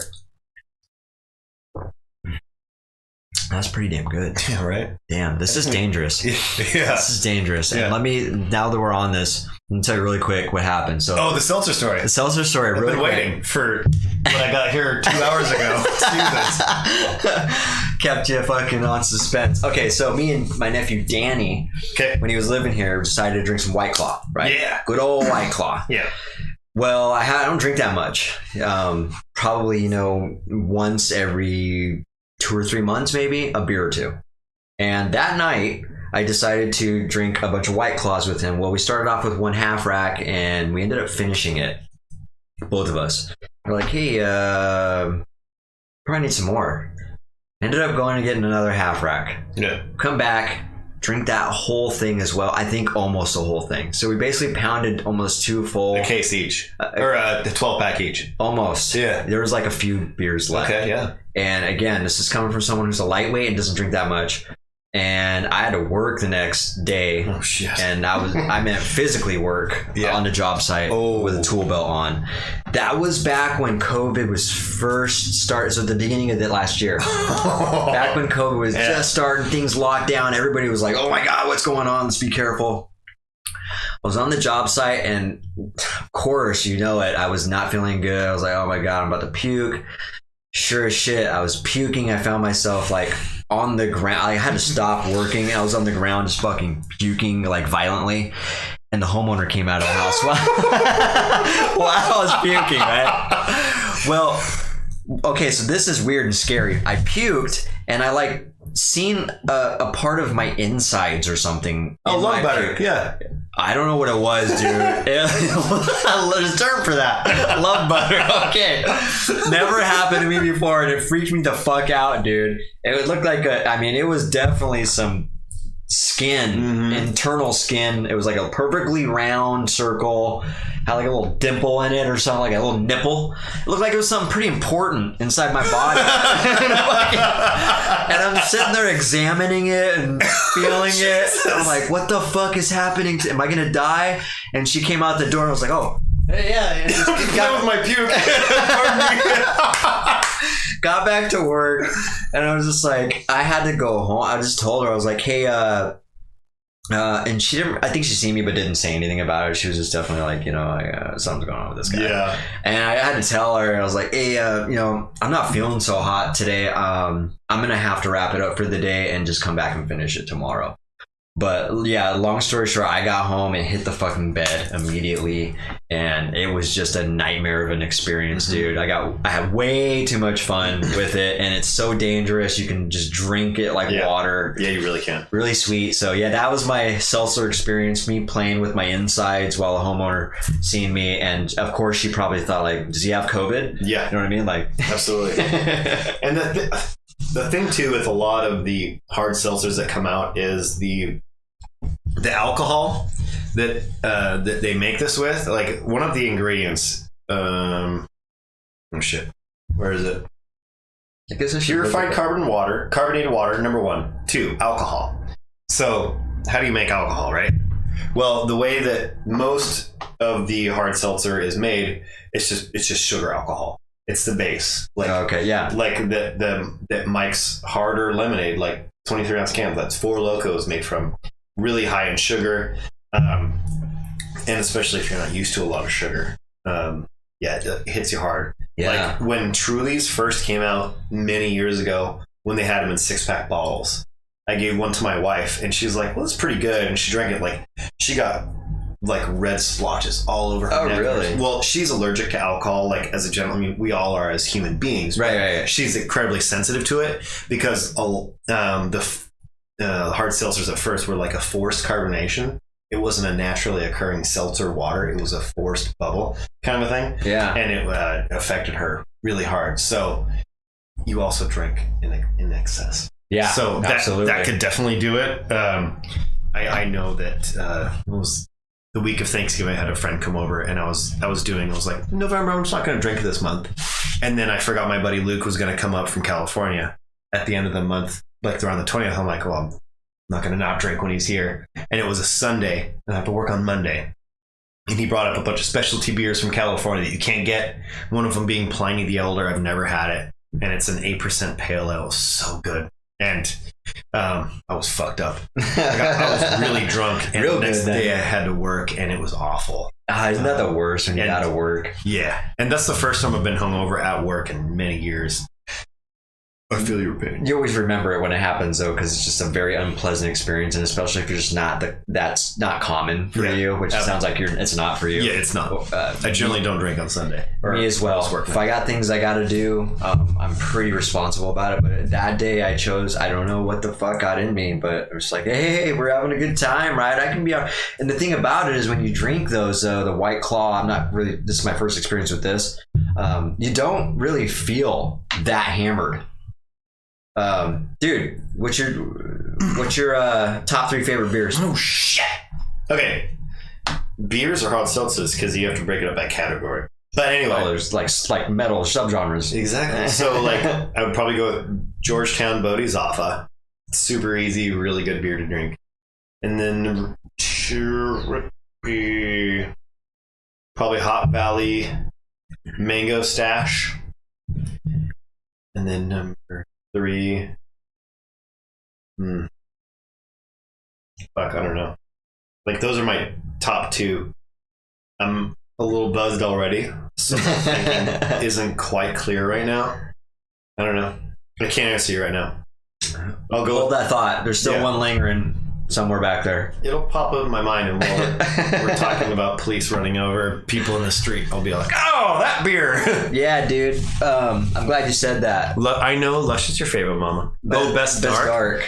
Ooh. Are we talking about bourbon barrel aged dark or just a regular dark beer? Because bourbon barrel aged would be like Dragon's Milk, 11% ABV Imperial bourbon barrel aged. Never heard of that. All these names sound cool as fuck, though. I mean, it's a 4-pack of 12-ounce bottles is $17. It's okay. It packs a punch, though. I call it my adult chocolate milk. Okay. Does it taste like that? No. Oh, it's just really dark, and it does have like a chocolatey kind of a feel to it. Really? So it's an imperial stout aged in bourbon barrels. So imperial stouts are already pretty heavy, like between 7 and 9% generally, and then aged in bourbon barrels, which barrels made bourbon in, so that it's still lined with that flavor and a little bit of the alcohol. Okay. So they put the liquid in there, and it absorbs a lot of that smell. So I don't know if you've ever drank bourbon or anything like that, which I do not like. But it takes on a lot of the tastes and a lot of the alcohol, so it boosts up the percentage. There's a couple 22-ounce bottles you can get that's an imperial bourbon barrel aged stout where it's like 14% in a 22-ounce bottle. It's like a bottle of wine. Shit. Yeah, and they're incredible. I'll go with Dragon's Milk for that one, or Dark Star. Dark Star from Fremont. Good too. Oh man, I've never been a fan of the dark beer. The black Butt or Butte. Black Butte and Guinness. I tried those, and those are just like they're an acquired taste. If you like coffee, you might like them. I did like coffee, absolutely. Yeah, I haven't drinking it now just because of the caffeine. Too much caffeine for me. I get wound up too much, too easy. Get jitters. Yeah. And I'm already kind of wound up already, so I don't need that extra boost to. That's fair. Yeah. But yeah, it's an acquired taste, absolutely. Yeah, it definitely is. Real quick, what's up, Brandon? King Mod. This guy's a Twitch moderator, right? Or I believe that's what you said you did. I was gonna say mod. I was thinking Minecraft because my son is always talking about Minecraft. Or no, sorry, not Minecraft. The other one, Roblox. Fortnite. Oh, okay. My son plays Roblox all the time. He was like, "Oh, I'll play Gary's mod."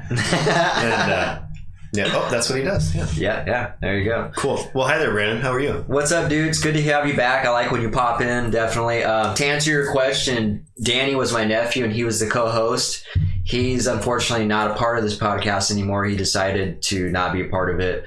So I run it myself. Sam is the guest for today. So he's actually not the co-host, but he is our guest today. So yeah, if you ever pop in anytime, you'll notice me doing this podcast solo. So it's nice when I can get a guest in here and kind of riff with and get some thoughts and different conversations going. So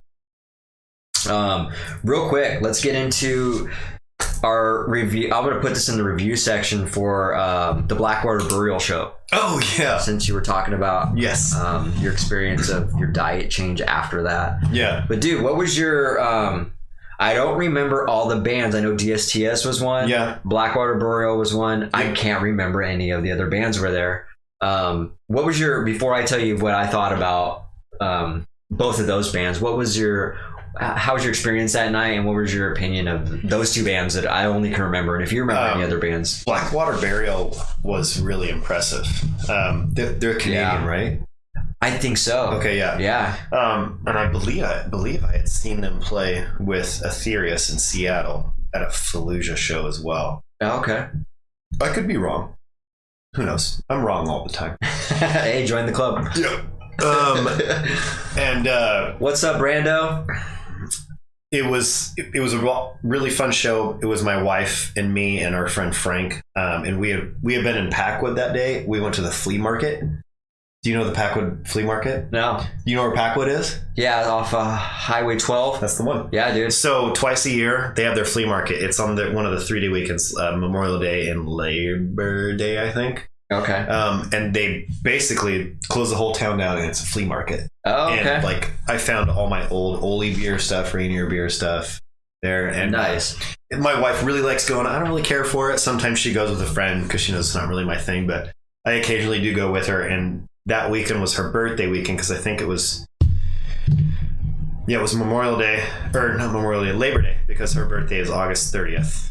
So it was that weekend. It was a 3-day weekend, and we went there for her birthday, and then that was the next night. Anyway, Saturday night we went to that show, and we both got really drunk after driving a ton too. Right, and we did a really good job. Drank all the beers. And that's what you call it. Good job. Yeah.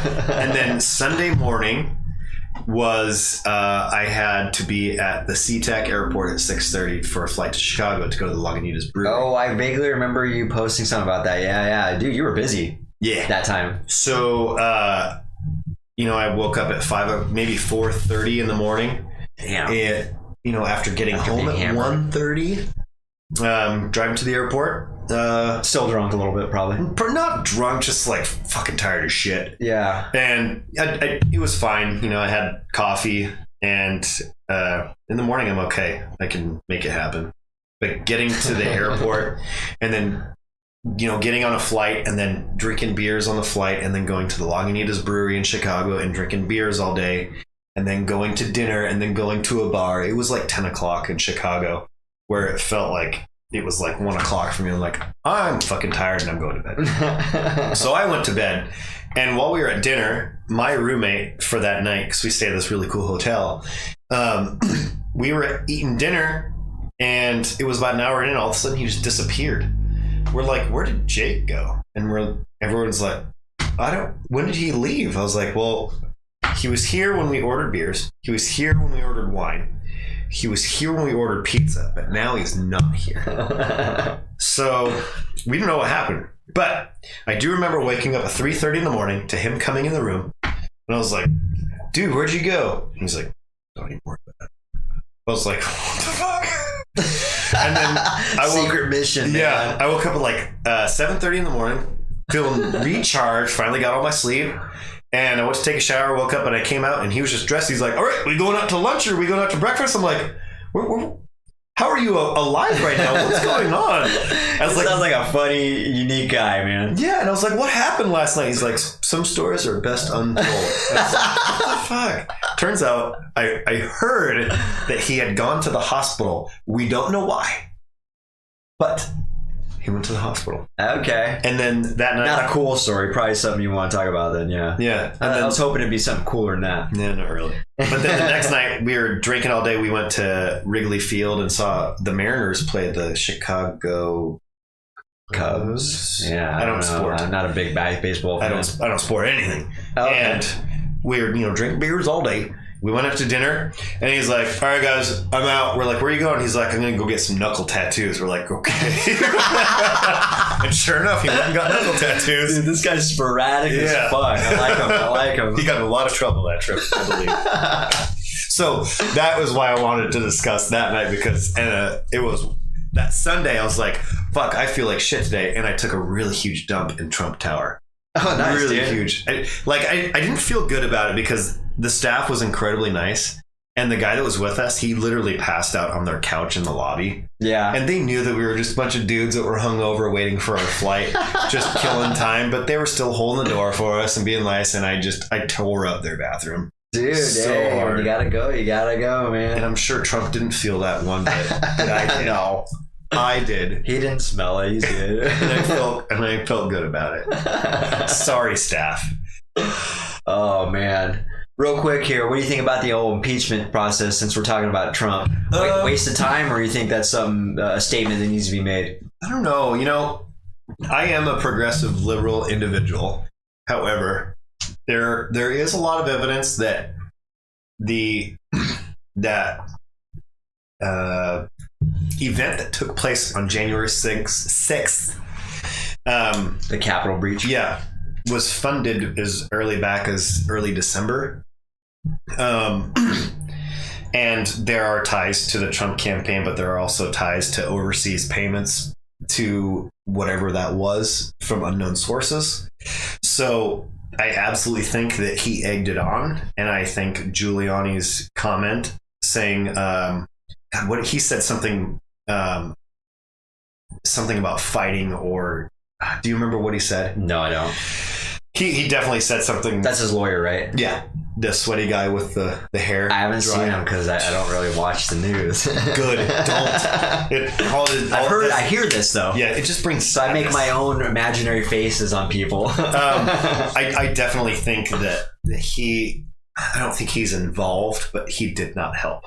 Yeah. Especially with when they did the presidential debate and they were talking about him and white supremacy. He didn't say, I condemn the white supremacists. He didn't even answer the question. He said, what do you want me to call them? The Proud Boys? And they're like, yeah, the Proud Boys. He said, stand back or stand down and stand by. That didn't say. You aren't missing anything but propaganda on the news. Yeah, I know, man. Yeah. I know, dude. Me and you can talk all day about that too, dude. Yeah, my LJ. Yeah, he's big on that, dude. Yeah, oh yeah. I like that. And so that comment definitely did not help. So yeah, I mean, I don't know. I'm not pro-Trump at all, but I don't think he's guilty of 100% of everything. Who do you think would be a better president, Trump or Biden? Biden. Think so? Mm-hmm. Yeah. Okay. Man, I don't know about that. Me personally, I'm scared, to be honest.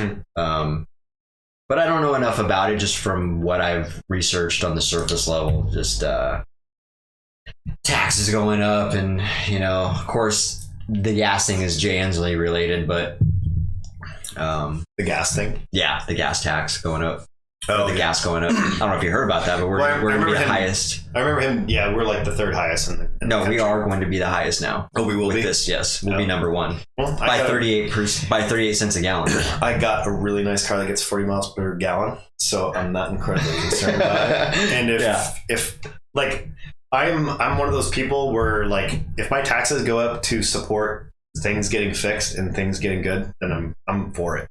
Yeah. So I got a car with really good mileage. Hopefully that's true, though. That's just one thing we don't see after time. Right. You know what I mean? Whether or not that's tangibly proven. Mm-hmm. Like, okay, we're going to get taxed more and it's going to go towards a good cause. Okay. Yeah. When do we ever see that happen? Right. That's the next thing. Well, what do our tax dollars go to anyway? We never see that. You're right. I don't have a breakdown of my taxes. You're right. Yeah. Good point. Can't be anything good. Yeah, a lot of it. I mean, I actually think LJ posted a thing about it was a long time ago. It was like a breakdown of taxes. And one of them was like overseas and like war funding. Like, if we're going to be overseas fighting wars, like, as a taxpayer, shouldn't I have some say in it? Yeah. Right. So, but paying for it. Yeah. So I don't know. War Machine. War Machine? Is that what you were talking about? You posted about? Probably. Oh, War Machine. That's a Marvel villain. Oh, is it? Nice. Definitely. And I'm sure that's what LG is talking about. Not. Yeah. I was listening to the radio, and I talked about this on one of the previous podcasts. It might have been the last one, actually, where I was listening to Kim Wyman, Secretary of State, talking on the radio. And she was asked, why do you think the Capitol was breached? What do you think that was catalyst to that? And obviously, like a lot of people, she said solely, I think it was because Trump incited the insurrection, as the term has been thrown out there quite a bit, by making that statement. I actually didn't agree with that personally. I think I don't think it helped. No, but I don't think that was the catalyst. I think personally the catalyst was the buildup of just how the whole year went. You got people, and I broke it down. You got people that are pissed off without a job. And then you got that on one side, and now they have way too much time on their hand. I feel like you combine those two. Yeah. People are, hurting financially, pissed off, and thinking about it. Yeah. Combined with the time, but really just people that literally took their private jet to that event to do that. Those are wrong. Not hurting. Like, I think it's all about misinformation, and there really should not be a Facebook. Like, that is the number one place. Like, right now, I could post the most ridiculous bullshit that I could make up off the top of my head, and someone the next day could read that and be like, I wonder. And then they can have a really quick conversation with somebody like, oh, well, my friend just said that if you drink Mountain Dew, you literally get a small dick. And they're like, oh shit, that's true. And then the whole world's like, you drink Mountain Dew, you get a small dick. But that's not the case that I know of. I mean, I don't know. Like, is there yellow 5 in this? I don't know. But I hope not. I don't like that shit. It's all about, there's not. I would have seen that. Everyone's, the whole rigged election thing, and it's actually not that bad as far as And the only thing that I see in here that's shitty is, well, the sugar, alcohol. What does natural flavors mean? That's pretty big. Yeah, that's the only really questionable thing. Cane sugar. Hopefully, it's not. What do you call that? Bone char. Bone char. Curved sugar, yeah, which is like gummy bears. It's thrown up. It's really, I mean, if it's organic and it's not, but yeah, for the most part, I think this is pretty vegan friendly. Yeah, and I think a lot of that insurrection thing was just like a lot of, and I'm not trying to say that Trump followers are dumb. Like, I'm not trying to say that I'm smart either. Yeah, I don't blindly follow, but I think a lot of people, like, they look up to him as like a rock star. Yeah, like they'll just, whatever he says goes, and anyone will research anything, and they can interpret data however they want to see it. It doesn't matter. Yeah, absolutely. And they're like, oh, the election was rigged and the government's lying to us. But that's nothing new. No, it's not. So hearing that is not anything new, in my opinion. Right. But you're absolutely right. I mean, in my opinion, if you break it down, Trump's a moron. I'm uncomfortable with Biden. It really is open for interpretation. Like you said, it's really how you receive this information and how you want to approach it, really. But I'm open to Biden because he's open to receiving input from people besides Democrats, because he still has people in his office that were with Trump. They're still there. Really high members that are still there. Oh, they've definitely converted too. Like, they're like, I can't, the whole politics is basically Democratic controlled now. And so they're like, we got to make a decision. We're either going to stay on this side or convert. Yeah. And they can still have their input. It doesn't matter. But it seems like Biden is willing to work with everybody and not just Democrats. Obviously, he's a Democrat. He's going to work with Democrats. But Republicans still have a say, because there are still two different sides to every story. Yeah. And they do need to work together. We shouldn't be a divided country. Like, I'm a progressive liberal. Like, I love people, but I also think that everyone should have a gun right. And if someone can't own an AR-15, then you can't own a fucking Ferrari. Because why do you need a Ferrari living in Yelm? You can't own an AR-15? You can. Oh, okay. But I think Biden's big thing was, I'm going to ban AR-15s, assault rifles. Oh, yeah. So I forgot he said that, actually. And I don't support that, because having an AR-15 is like having a sports car. You don't need a sports car because you're not going to drive 160 miles per hour anywhere, because the speed limit is 60 per hour. Yeah. 70 miles per hour. on South I-5. So I compare guns to cars. So except one's used for self-defense. What, cars? It can be, yeah. But like, at least the noble people that are gun owners, yeah, they have guns for self-defense. Yeah, An AR-15, which would be used in a worst case scenario, where you got to defend yourself against multiple fucking threats. Right, but like, I don't see a need for an AR-15, but I also don't see a need for a car that goes 220 miles per hour. Good point. So if you can have a fucking Corvette, then you should be able to buy an AR-15. That's true. Yeah. And again, talking about guns really quick, like I hated guns, dude, and especially I told you how I got shot at. I especially hated them after that, but I'm a new gun owner now, and it's not an old gun. Huh? It's not an old gun. No, I've never owned a gun. No, not an old gun. Oh yeah. No, it's a brand new, fucking spanking new gun. Just took it in to have the red dot sight on it because it wasn't sighting in properly. But I'm all about the safety, and I watch a channel where I've seen nothing but videos of like worst case scenarios of people like robbing people in the most weird scenarios you can never imagine too. And it's like, and so it just in my mind, having been through a weird experience too, I think it's beneficial to have the ability to protect yourself in a worst case scenario, especially when you have children. Yeah. I care more about what happens to my daughter than to me. Yeah. You can fucking violate me and fucking torture me and do whatever you want to me way before than I would ever allow you to fucking do that to my daughter. Yeah. And so having a pistol or an AR rifle, an assault rifle, I think that's what AR stands for. Yeah. Good job. I think it's a good idea just for a worst case scenario, which hopefully would never happen in your life. Yeah. But it's always the unexpected that gets you, right? Yeah.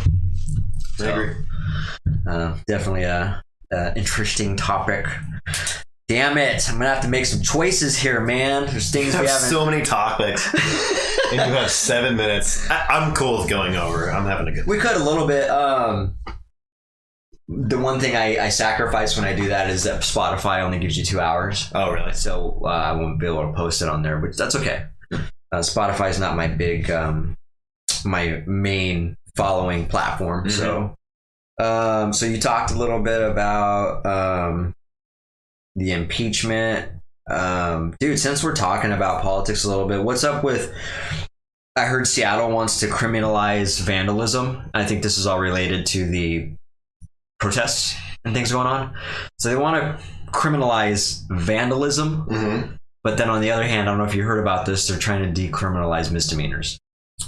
I don't, what falls under a misdemeanor? Good question.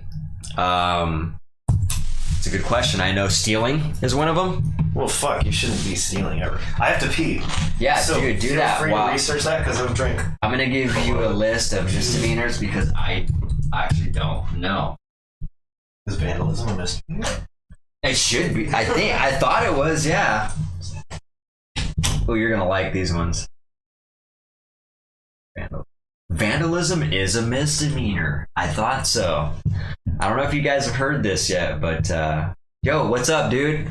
What's up, Rolando? Welcome, dude. Hey, I was just watching a video with Danny today, and there's a video where I seen a drummer on there. I swear to God, he looked just like you, in my opinion. Obviously not exactly like you, but kind of same body structure and facial features and stuff. And I was like, whoa, dude. And he played drums, so it looks like you. But check out the video for the band Spirit Box. The song I watched was Blessed Be. But when I seen the drummer, I was like, dude, that looks like Roland. You could easily just check it out, man. Spirit Box, Blessed Be. Good band too. It's got a female singer that does some cleans and she does some growling and stuff in it, so pretty cool. But yeah, I hope all is well, man. I haven't heard from you in a while, so hopefully you're doing fantastic and things are going well for you, dude. Hopefully you're still playing music too, man. I know life kind of takes a hold of us musicians and we kind of fall out of kind of sticking up on our stuff, so I hope you're still staying with your music, man. Dude, So Roland was asking, are we discussing the GameStop hedge funds? And no, we're not. I have been hearing about this a lot on the radio, and I haven't got enough information on it to know what it is. Yeah, all I hear is that the stock market with GameStop is going up, going down, going back up. I think ultimately it's doing well. I don't remember, and I didn't research enough on it, so maybe I'll take a peek at that. That way I can actually talk about it a little bit more. But as of now, no, I don't know the details of it. So I'll check it out, man. So yeah, you've been working the last few months. Like I said, dude, squeeze in that practice time. Make sure you're keeping them drumming skills up, dude. Yeah, we need more drummers. I don't know what's going on with any of this, but we need more drummers, please. There's a lack of drummers. God. So here we go, dude. To answer your question, yes, vandalism is a misdemeanor. So they want to eliminate misdemeanors? What? They want to decriminalize vandalism. Vandalism. Criminalize vandalism and decriminalize all misdemeanors. So excluding vandalism. So vandalism. What's under a misdemeanor though? What other ones? Petty theft, prostitution, public intoxication, simple assault. Any kind of assault should be a crime. Disorderly conduct, trespassing, reckless driving, indecent exposure. Decent exposure?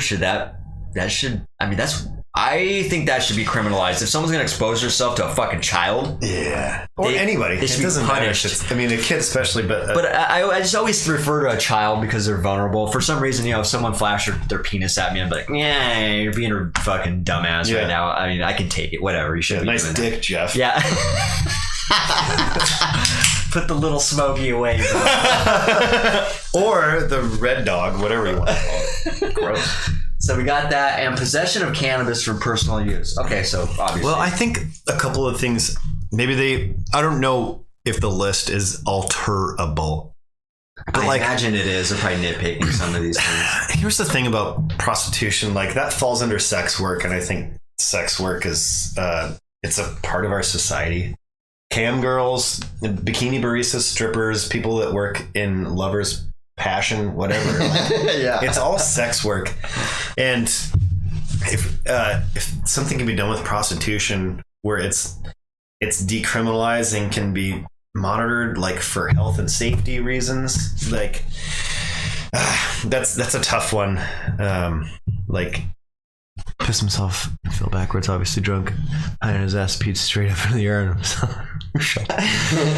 Oh my God, I've done that.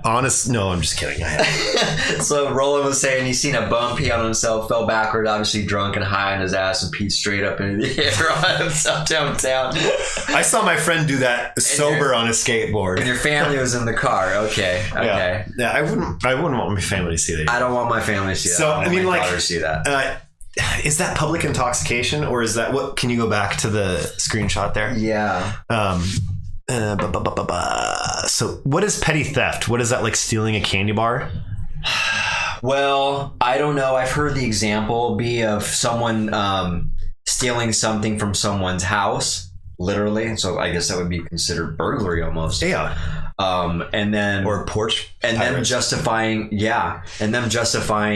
the decriminalization by basically saying they were in need of it, whatever they were stealing. No, they needed a webcam. Yeah, to be a webcam girl. Just kidding. I think it needs to be broken down where it can't be general and broad. It has to be. Let's move very categories. Specific. Yeah, let's be specific, because if people need to be a prostitute for one reason or another, I'm sure there are prostitutes that are not doing it for drugs, but they're doing it because that's how they make their living. Yeah. And if that's how they need to do it, then I don't think they should be put to jail while their two kids are at home, getting put into the system. I don't know. I agree. So yeah, if we're just going down the list here, petty theft, I would say that needs to be criminalized in my opinion. Absolutely. Prostitution, no. Nope. Don't fuck with that. They're fine. Public intoxication. I think that depends if they're on being belligerent and violent, there's a threshold on that, I think. Or if they're pissing themselves in front of kids, obviously you don't want to do that. But if I'm just a drunk dude in the street, whoa, yeah, we know those. Those are funny, harmless drunks. And any assault, obviously. Simple assault being a misdemeanor. are being a decriminalized misdemeanor, absolutely fucking ridiculous. If that's going to be what they're approaching, or that's what they're trying to go for, that doesn't make any sense. Disorderly conduct, I'm not quite sure. Such as being a dick? I don't think you can be arrested for being a dick. Yeah, I could be wrong on what disorderly conduct is. I don't know the technical term, or I guess what disorderly conduct is. So trespass. I think it's case by case. Yes, very subjective, exactly. Because you can get arrested for being a trespasser on public property.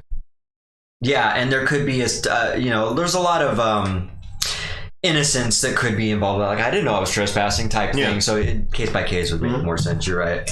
Vandalism, I think, should be also a small, for the most part, absolutely should be criminalized. But there also might be some cases, like you said, where it's like, I didn't know I was vandalizing this. I thought this was okay. Maybe I can't think of an example right now. There are walls in downtown Lippert where it's like, that's the art wall where you go and do that. So thing. I think there might be some gray area. But vandalism, does that include breaking property as well as like doing your street art on it? What exactly falls under vandalism? It's a good question. Yeah, I don't know. I know that right now, the most obvious vandalism would be like breaking windows and shit like that. Yeah, fuck that. That's not cool. Like, I'm down for protests, absolutely stand up for your beliefs, but don't fuck people's shit up. The peaceful protesting is far from what's happening. I mean, it happened a couple times where they had peaceful protesting, but for the most part, it's just violent and just out of fucking line. Yep. Destroying businesses like that. Reckless driving. There's subcategories to that as well. Yeah, you're right. Like, I believe that counts under distracted driving, like texting while driving. Oh, okay. Sure. I thought it was more like a speed limit thing, like 15 over is reckless. Yeah, or like double the speed limit. Yeah. I think it's a case by case, and I really think it should be up to the judge for a lot of these, man. Like, decent exposure, fuck all of that. I don't agree with decent exposure. That should be not tolerated at all. No, even a woman flashing somebody, like, don't do that. Yeah, I mean, if we're gonna make these laws, and it can't just be what do you call that? One-sided, I guess you could say. Well, I don't know anybody that's going to call the cops because a woman flashed. That's true. Yeah. We all know where, I think possession of cannabis, I think we can all agree that that's just fucking ridiculous. I mean, if you can carry 3 pounds of weed on. Oh, man. Yeah, don't get me started, dude. I had some crazy experiences, dude, where I'm just like selling 20 pounds with people, counting money in a room full of 7 people I don't know. Very nerve-wracking. I'm gonna get some money from these AMC stocks. What is AMC? That's not the GameStop thing, is it? Yes, he's talking about the GameStop thing. Oh, okay. Excellent. So when you get some money from these AMC stocks, I'll buy myself a Mapex full drum set and start playing again. Okay, nice. What we're reading off of, is that Washington State or is that federal? This is Wikipedia. It doesn't say, so I'm guessing federal. It's probably not state by state. Yeah, it's probably not state by state. You're right. So the whole possession of cannabis for personal use, obviously that wouldn't be a thing in Washington State because you can have a few ounces of weed on you and you're good. Yeah, but if you ask me, if a possession of cannabis should be a misdemeanor offense in any state, absolutely not. No.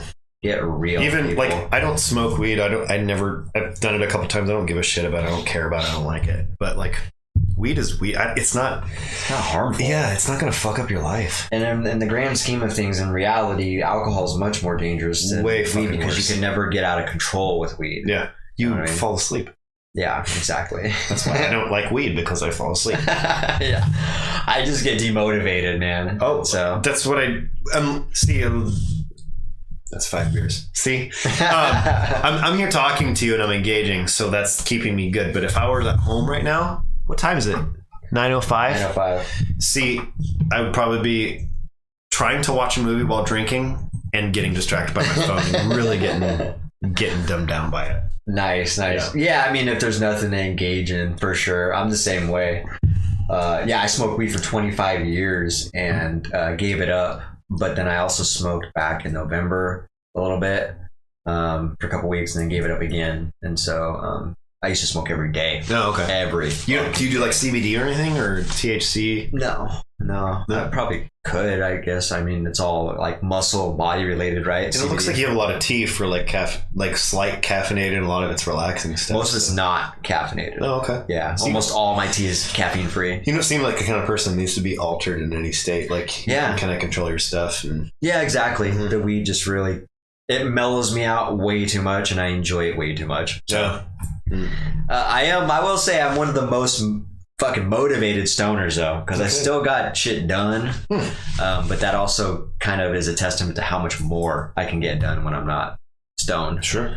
And I'm way too busy in my life right now where when I smoke, I pay for those things I put off. If I don't do something for a week, oh my God, the next week is just fucking complex and just more. Well, like I love alcohol, but like I won't drink alcohol like if I'm gonna have lunch, because like my day is screwed the rest of the day. Yeah. I'm not gonna work out. I'm not gonna do all the things I need to do because now I'm tired. Now I just want to go sleep. Yeah. So like alcohol is the end of the day thing when I've got all the stuff done that I need to get done. Treat it like a reward. Yeah. Thanks, Mike, for this hard seltzer, for all my hard work. Oh man. Dude, let's see, what else should we talk about? Man. Fuck the police! Just kidding.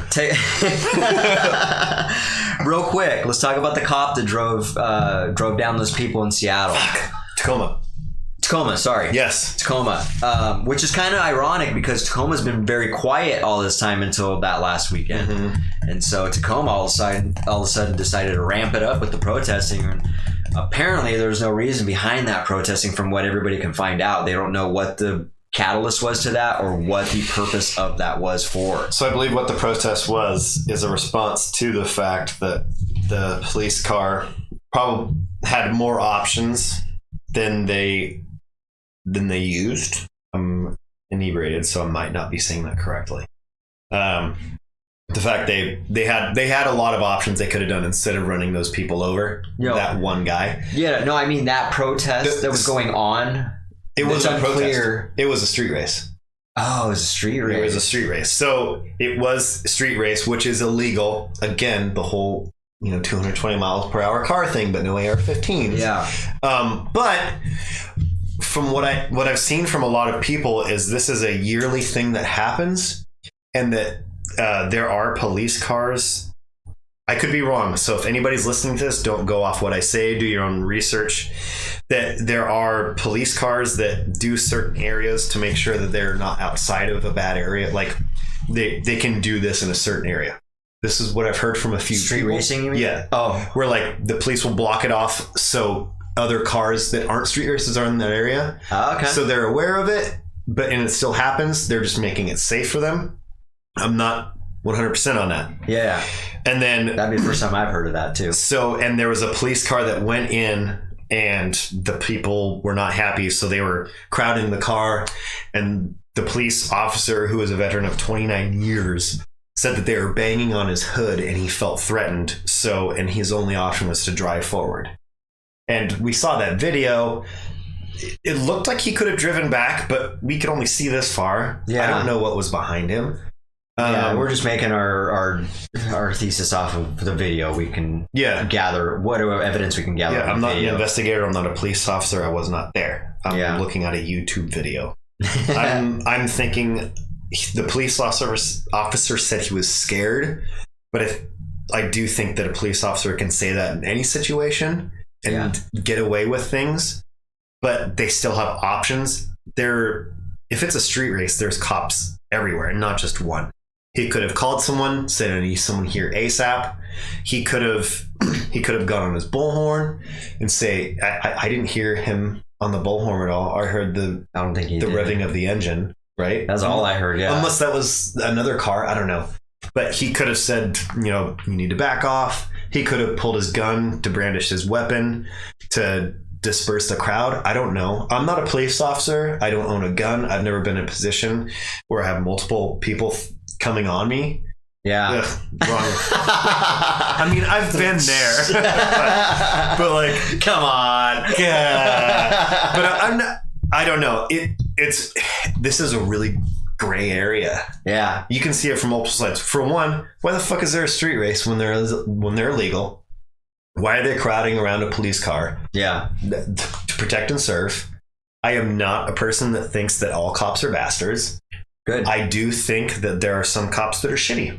Yeah. Yeah, but those are the ones that make the news. That's the 0.01% of... You got that in every industry. Yeah. There's always a bad seed. Yeah. And no one talks about all the good cops, except for on that one Como News highlight of this cop that helps teach his kids and plays basketball with them, which is awesome. But that was cool, actually. They only put the shitty cops on the news. Yeah. And this person, I don't know.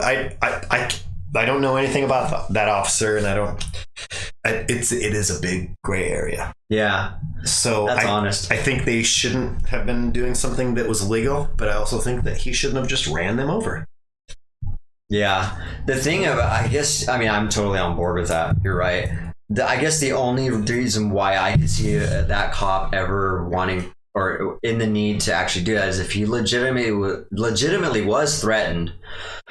But I couldn't see that from the video. Yeah. Banging on the hoods and yelling is probably, in my opinion, not something that would make me fear for but I wasn't in that position. Yeah. So I don't know. Maybe, I don't know. There's been some crazy shit that happened to cops last year, getting hit in the back of the head with bricks, dying, and you name it. So there's been definitely some tragic things that have happened to police officers in the middle of all this.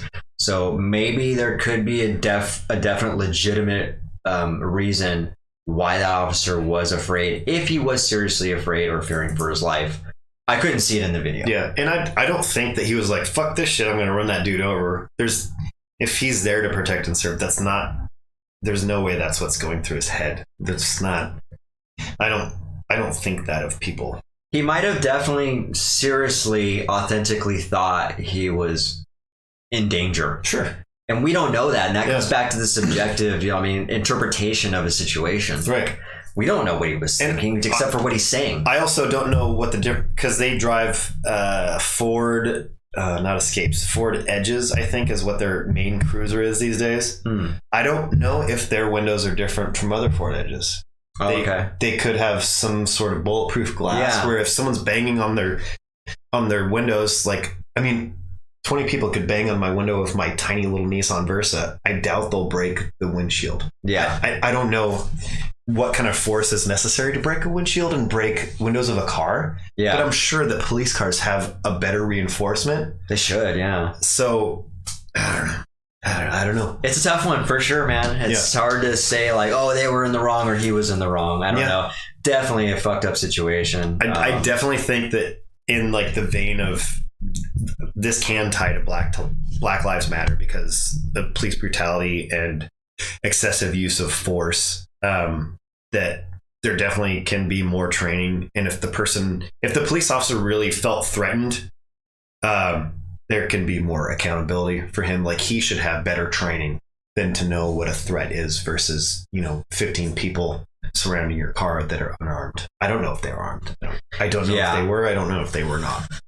I guess if I was to give him the benefit of the doubt, the thing about it is having that many people around, you can't isolate one person. So there very well could be a legitimate excuse that he was in fact being threatened because just of the amount of people that were there. You know what I mean? If he's keeping an eye on this guy, he doesn't know what's going on over here, vice versa. You know what I mean? It's just, I can see that being pretty overwhelming. Yeah. And then maybe combined with the assault on actual officers last year in these protests, maybe that played a huge factor in him. He's like, fuck this, I'm not going to be a victim. Yeah, that's fair. So who knows, man? Yeah. So I definitely think it's a bad idea to surround a cop car. Fuck yeah. That was a horrible idea, by the way. So it's dumb. I'm not saying they asked for to be ran over and they deserved it or anything like that, but I'm saying that's a fucking poor choice. Yeah. Sit there and start chanting and banging on a cop's car. Those are the people that are saving your life when something bad's happening to you. So why would you're doing something illegal? Don't fuck with them. Yeah. But Breonna Taylor was also just sleeping in her bed. So yeah. So I'm right in the middle. I don't have the facts. I wasn't there. I'm not investigating it. Right. And that's honest, man. Like a lot of people are, there's a lot of people that just make a fucking quick judgment. Yeah. Off of face value information. You can't. And it's that's impossible. That's just ignorant. Mm-hmm. You know what I mean? Like, but just remember all those Blue Lives Matter dudes. Those are the people January 6th where they're beating a cop almost to death on the stairs of the entryway to the Capitol. Yeah. Those are the guys wearing the Blue Lives Matter with the blue stripe, just beating the shit out of them with an American flag. I've only recently seen a video of that because I was in a homeowner's house selling her a job and she had the news on. I was like, whoa, that's the first time I've seen any video of it. Yeah. Don't watch the news. All it is heartbreaking. The reason why I've been improving on my music writing is because I stopped listening to news radio and stand-up comedy and started listening to death metal. I love stand-up comedy, but I had to stop listening to news radio because it was just like it's just making me sad. Yeah, it's actually absolutely a downer. Oh yeah, no, I'm all over Reddit. It's everywhere. It's really funny, and I'm still not 100% sure on how it all went down, but yep, it's pretty great considering what the GameStop thing. Yeah, it was like 10 years ago. The Occupy Wall Street. While people were protesting Wall Street, they were standing up on balconies drinking champagne, and yeah. So I encourage one to do their own research because I have not. Yeah, I haven't either. I heard about the GameStop stock on the radio quite a bit today and yesterday, so definitely interesting. Sorry. Yeah, you're good, dude. I'm real sorry, eh? Let it rip. Yeah. Oh man. All right, so yeah, I wanted that to be real quick. We went through it. Okay, one more. Let's go through one more topic really quick so we don't eat past it. So I want to talk about the woke movement. All right. I want to talk about how woke are you? How woke are you? Should you be woke? Is it annoying? Is it necessary? Are people too woke?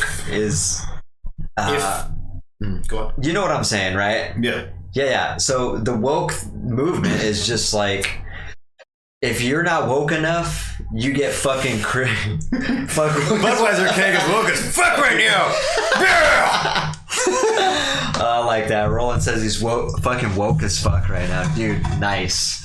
All right, so I'll give you my. I let you kind of go first last time. I'll give you my opinion of the woke movement. I'm all for being woke. I'm very open-minded.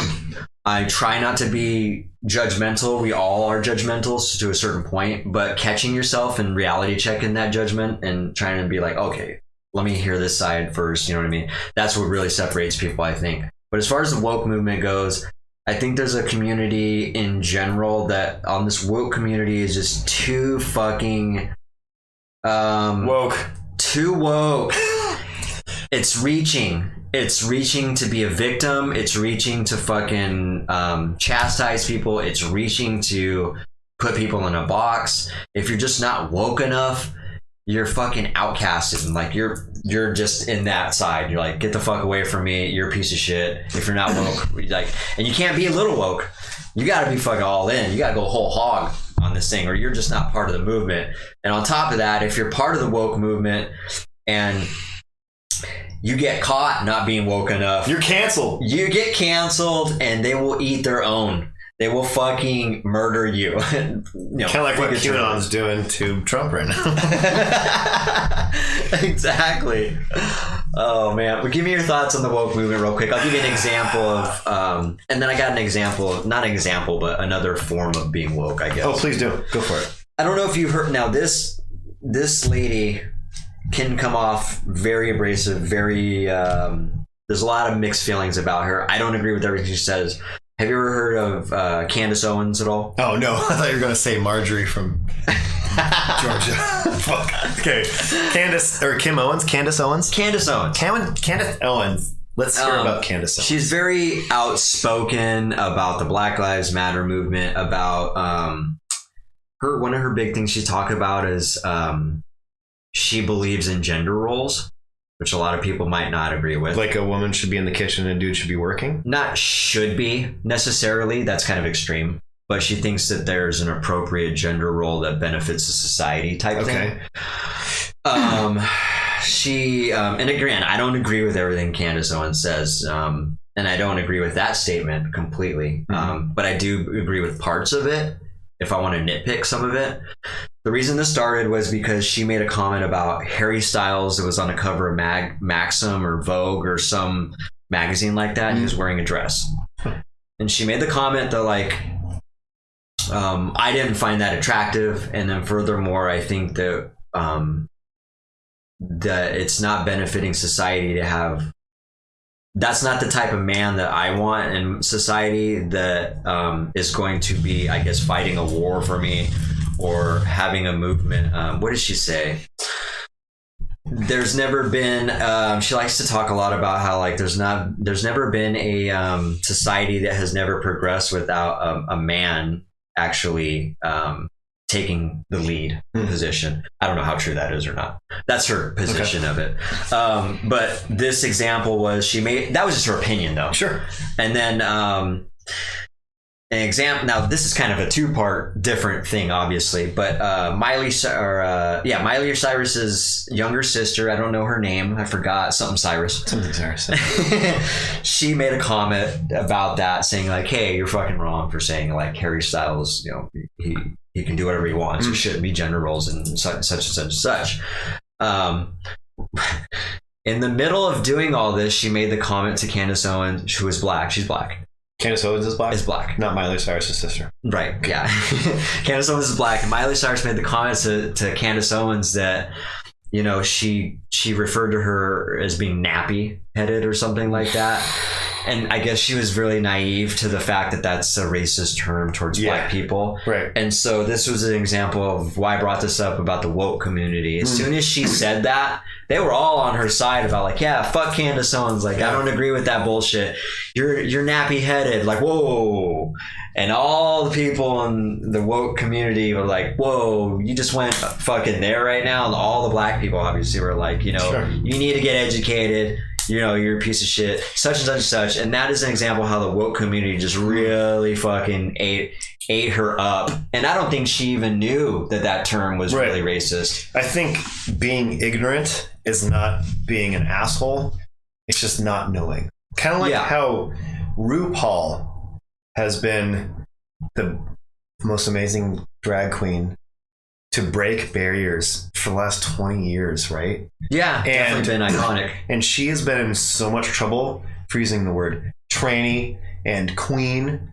Like all these new people being like, that's fucked up. You can't say that. Like, who do you think broke all this ground for you to work? So to be ignorant does not make you an asshole. Like, I agree with you. I'll ask someone a stupid question.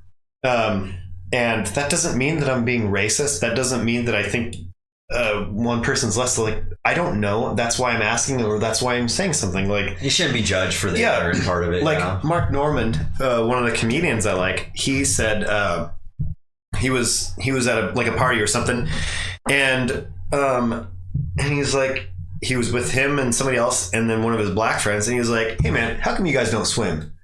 And they're like, and he said, oh, it's because I grew up in the inner city and the pools weren't available to us. So we just couldn't swim. We weren't allowed to. We didn't have the access. And someone's like, hey, that was really ignorant. And he's like, I know, that's why I asked. Good point. Yeah. So it's like, just because someone doesn't know, it doesn't make them a piece of shit. Yeah, absolutely. Like, you can be ignorant. You can be willingly ignorant and be an asshole. And that's something completely different. But if this person didn't know that the word nappy meant had something to do with black hairstyle or not having a white hairstyle as a black person. The funny thing is, I think she has a black boyfriend too. Right. So it makes it even more ignorant. It's like, you didn't know that. That's crazy. Yeah. So, but I know what you're saying. Absolutely. It shouldn't be, you shouldn't put a person in the box for ignorance. You should point out like, hey, you're being ignorant on this right now. Yeah. You should get educated about it. And the whole woke thing, like, if you can accept criticism and correction, then you're woke. Because if you're like, it wasn't the Black Lives Matter, but when everybody on Instagram was posting the black screen. Yes. Right. And I posted Black Lives Matter, and someone posted and said, hey, you shouldn't use that Black Lives Matter hashtag because it takes away from that movement.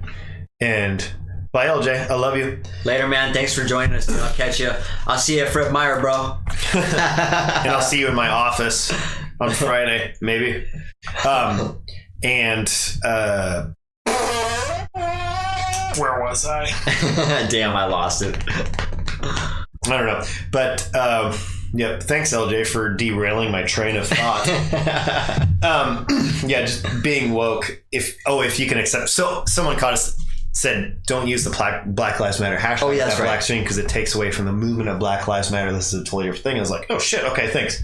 And I removed it. I didn't even know that. Because it messed up a big algorithm with Instagram and then the Black Lives Matter thing, which I do support, but I also don't think all cops are bastards. Yeah. Granted, I'm a gray area guy. Yeah. I love operating in the gray area. I love looking at both sides of a conversation. I like looking at everybody and engaging in how this person thinks and how this person thinks and finding middle ground. Yeah. There's no one way to do everything. Everybody's wrong and everybody is right. Yes. At all times. And that's a great way to approach things. And being too woke, like, I don't have the fucking time to be woke, dude. Like, I work 50 hours a week and I have kids and my amazing wife, and I don't want to spend all my spare time being woke. Keeping up with the woke community. Yeah, I want to spend my spare time playing guitar. Like, I want to hang out and just be a dude. I don't want to fucking worry about hurting everybody's feelings or saying the wrong thing. Yeah. If I say the wrong thing, let me know. I'll correct. But I'm not going to get out of my way to... Exactly. Good point. Good Get point. into it. I respect people, and especially if you bring something to my attention, I will entertain an idea and a viewpoint. Mm-hmm. So that's exactly what you're talking about. Trying to spend this upfront energy of like, oh my God, I got to make sure I'm updated on the woke community and that I'm making sure I'm not offending. It's just a part of tiptoeing around people, and it's just too much. Like you said, if you worry about that, I mean, that's just too much. That's too much wasted time, man. And the same thing with like don't get mad at me for using the word conspiracy theories and doing your own research. Like, I just don't have the time. I don't want to spend all my time doing all that shit. Those are rabbit holes, man. Yeah, I'm going to listen to doctors and scientists, and if they say you should do this, I'm going to be like, all right, cool. I'm going to do that, and I'm going to continue on with my life and do what I do and take care of my family and make myself happy. Like, I'm not going to stress out and worry about everything just because I want to question it. Yeah. And I'm the type of person I encourage questioning things too. But I think the woke community is something that kind of encourages the victim mentality, in my opinion. It's a group of people that are just victims waiting to happen, in my opinion. Mm-hmm. They're looking for something to be offended about, and a lot of them are reaching. You can do that, and you can do that in any aspect if you really want to. Oh, fuck yeah, you just offended me. Exactly. I'm really mad about it. Like, I've been thinking about it the whole time. And that goes to an internal projection of somebody. Sure. If you're going to sit there and be offended about something, you need to do some soul searching and figure out what's going on with yourself, dude. Yeah. Because really nothing should bother you that amount. Yeah. You know? Yeah. But the woke community could definitely be discussed quite a bit as far as... it's just so many directions you can go, but ultimately I think it could be a waste of time. But you could also respect people on the common decency and the common sense. Oh yeah, you know what I mean? It's like, okay, it's common sense. Yeah, I respect everybody. Like, I respect all the super Trump-headed supporters. I get it. Like, and like LJ, I love the man. I've known him for 15 years almost, and I do not understand the way his mind, like, why he does it, but I get it. Like, LJ sees something on the news, and it's scientists saying something that everybody agrees with, like, this is how things are. And LJ thinks, but why? Yeah. Why do we think that? And then he researches and does his thing. And that's cool. Do your thing. Like, but then there are people that just follow blindly, and that's cool. They take things at face value. Yeah. And just whatever. No one person is the same. We are not the Borg. We are all human beings with every brain is completely different. There's not one person that's the exact same. We can't all think alike. Yeah. We can't all think like, well, we can't change people. Yeah. Like someone on my Facebook earlier this week says, you see Trump supporters posting things about how much they love Trump, but you never see Biden supporters post things about how much they love Biden. It's like, I don't feel the need to. Like, I'm not trying to convince everyone that Biden's awesome. You're trying to convince everyone that Trump is awesome. Why are you trying to convince people that he's awesome? Yeah. I don't need to. That can be considered reaching too. Yeah, so absolutely. I'm not gonna. I don't need to grab anybody by the pussy today. And again, people always say dumb shit. I've said this on the podcast before. You'll always find something, which is why I sympathize for the politicians, because they're on a fucking spotlight. Oh God, yeah. And so the dumb shit that they say can easily just be referred to, and you can montage that as they are being done. Kind of like how you called me cracker earlier. Like, everybody's gonna remember that shit. Oh God, don't let the woke movement see that. Roland, my next podcast is every Saturday at 7, dude. It doesn't change. Who is Roland? Roland is my old drummer from back in the day. Back in the day. Yeah. So one of my, I guess technically the first drummer I ever worked with was Keenan, with me and my nephew. Not very long, but we did work together a little bit. That was actually, he's low key about this, but his uncle is Sean Kinney from Alice in Chains. And so, he's kind of got like a lot of fluff, or I guess, I don't know, a lot of, what would you call that? Famous people in his family. To me, Alice in Chains is famous. I love that band, dude. But yeah, his uncle. And so we were, after working with him, we worked with Roland for a little bit. And then, who did I go to after that? Shit, I think it was Nick after that. No, it was Jake Warning, which is the original PA, Primal Atrocity drummer, which didn't last very long. No. And then Nick, and then now we're getting into that, which I'll tell you off the air who we're trying out and stuff, but we got a lot of people trying out for drums and stuff. Job. So yeah, it won't be too long. We'll find the right person, dude. On a side note, I already asked you if you've heard of Wormhole. That's right, you haven't. But real quick, guys, hopefully it's still gonna fall through, but I had some of the guys from Wormhole reach out, or I reached out to them. They confirmed they're gonna be on my podcast February 20th. I'll do some promo pictures of that as well. Super fucking interested in that. Those guys are powerhouses in the metal industry right now. So the album art is really cool.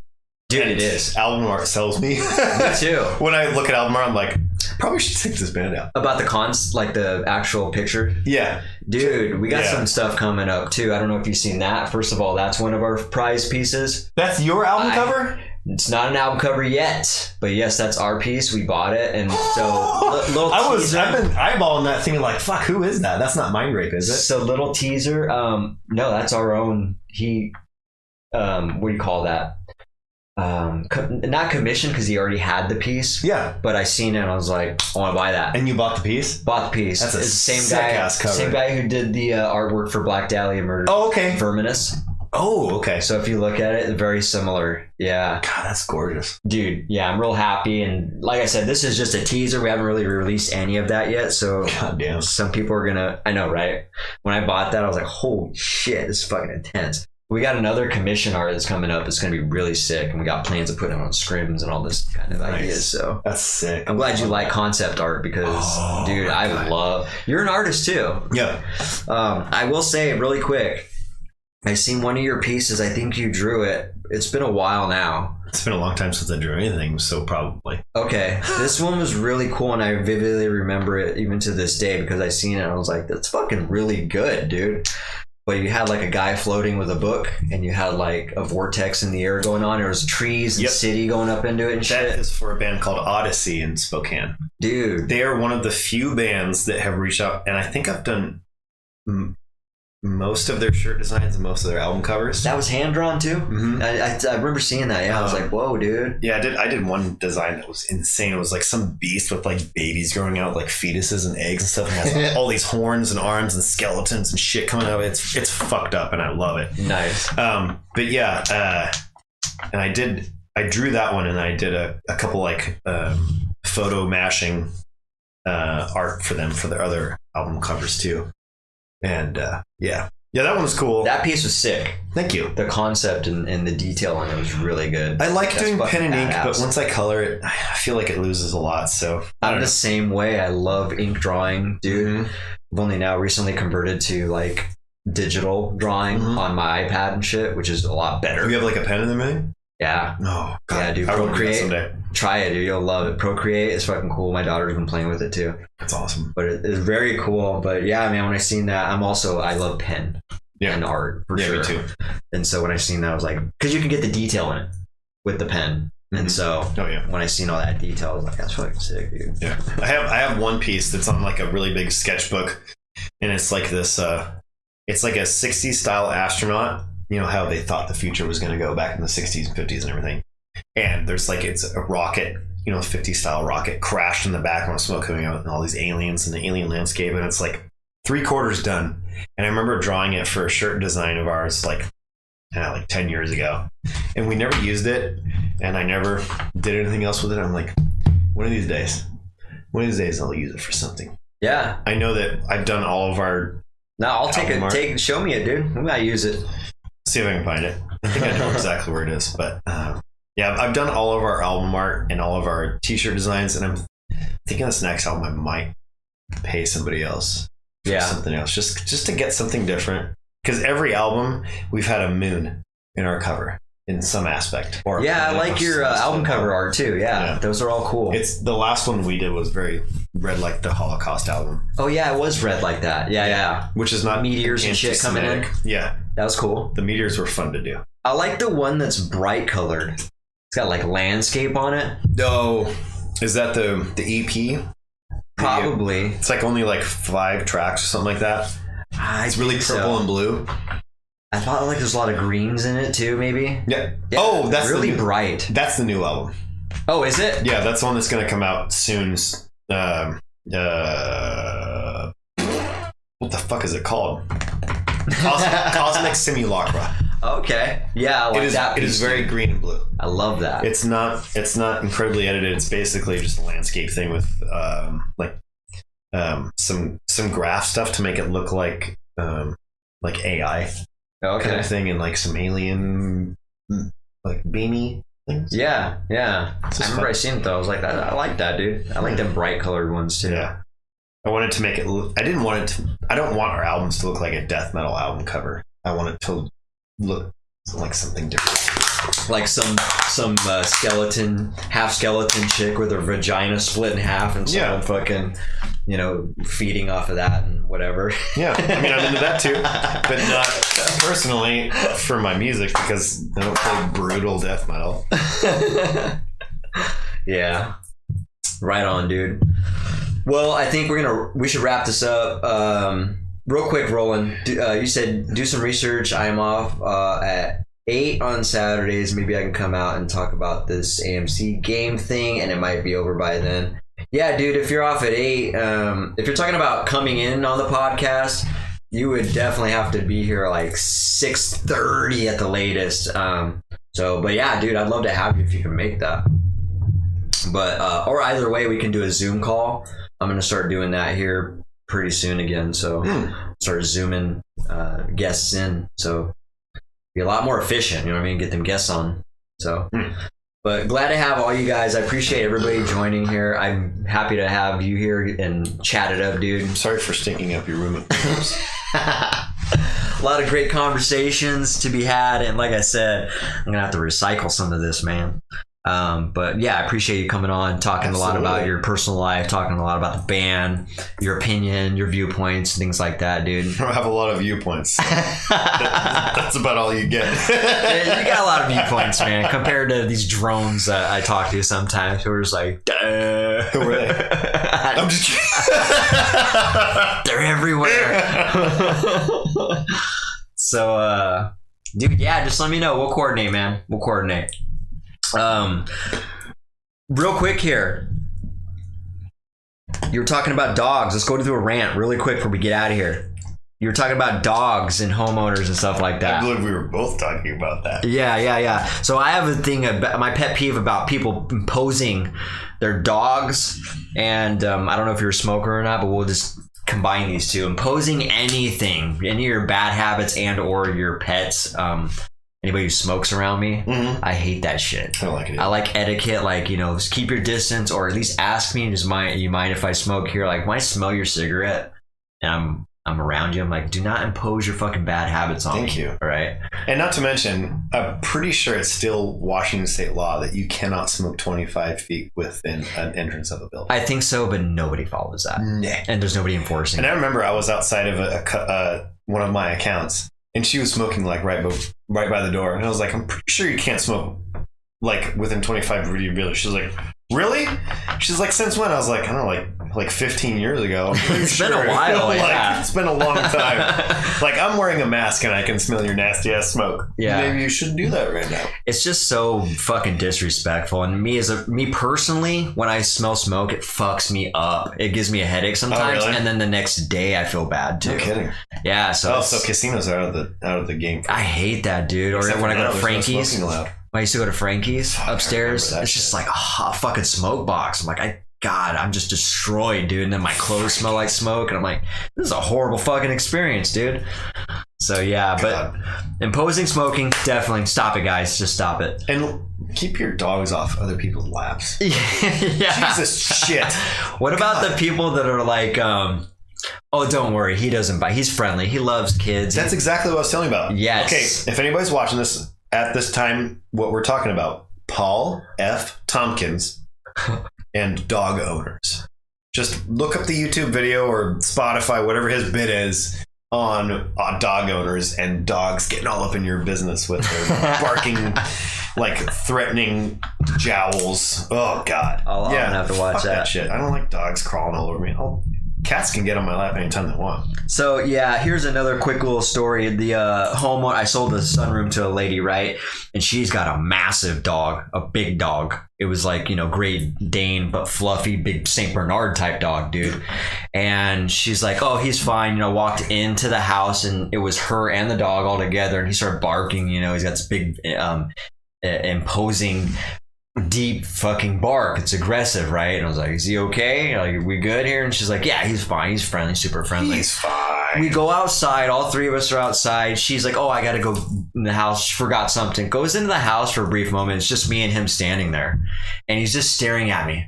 All of a sudden, he just fucking starts barking at me and like intimidating me, like, roo, roo, roo, roo. And I'm just like, ooh, I had to freeze. I couldn't even do anything. I'm just like, whoa, dude. And she came out and she's like, hey, stop, whatever. I'm like, I gotta say, like, you said he was not a bark, or he's friendly and whatever, but that was, that made me shit my pants for a second there. Like, that was a big dog, probably weighed more than me. But yeah, that's a perfect example of how I don't care how innocent your dog is, how much track record he's never bit anybody or whatever. Just out of respect, don't fucking impose your dogs on Even people if it's like a that. 10-pound little Yorkshire Terrier. Yeah, that's a big Yorkshire Terrier, I think, maybe.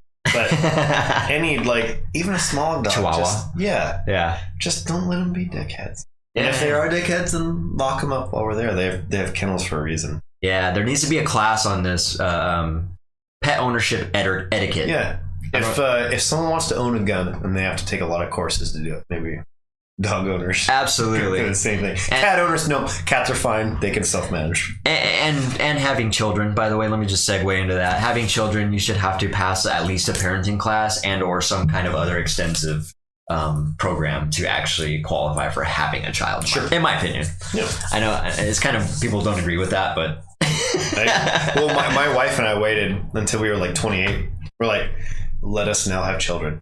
Yeah. We weren't like, let's just fuck until something comes out. like let us plan for our future and make sure we both have jobs where we can make sure that our kids are happy and healthy and have everything they need. Like, just wait. Yeah, you guys I understand are smart. that's not how You're the exception. operate. Yeah. Not a lot of people operate that way. That's okay.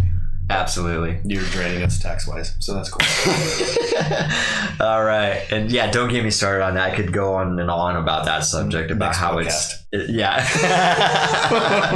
That could be a whole podcast, just that. I'm just saying EBT by Starbucks. Go on. All right. We're going to wrap it up here real quick. You guys can find us again. YouTube, Facebook, Instagram, Twitch, Spotify, Apple, all those places. Give us some likes, follows, shares, subscribe to us, and give us some love, guys. Really appreciate it. Anybody who's still on here and has been on the podcast, I really appreciate you making an appearance. It does mean a lot to me. And that goes a long way as far as just getting that momentum rolling with this podcast, because it's going to take some time. I realize that. So keep it coming. Give me a share. So again, I want to thank you for coming on the podcast, dude. It's been a pleasure. Thanks for having me, dude. It's been so long. Yeah, absolutely. We'll keep in touch and riff it up. Maybe have you on for a follow up here. That'd be great. In a few months or something like I'm that. having a great time, dude. Absolutely. Yeah. And have a fantastic week, guys. We'll see you next Saturday. But until then, keep it viral, keep it contagious. Baby horns. Baby horns. Dude, the baby horn.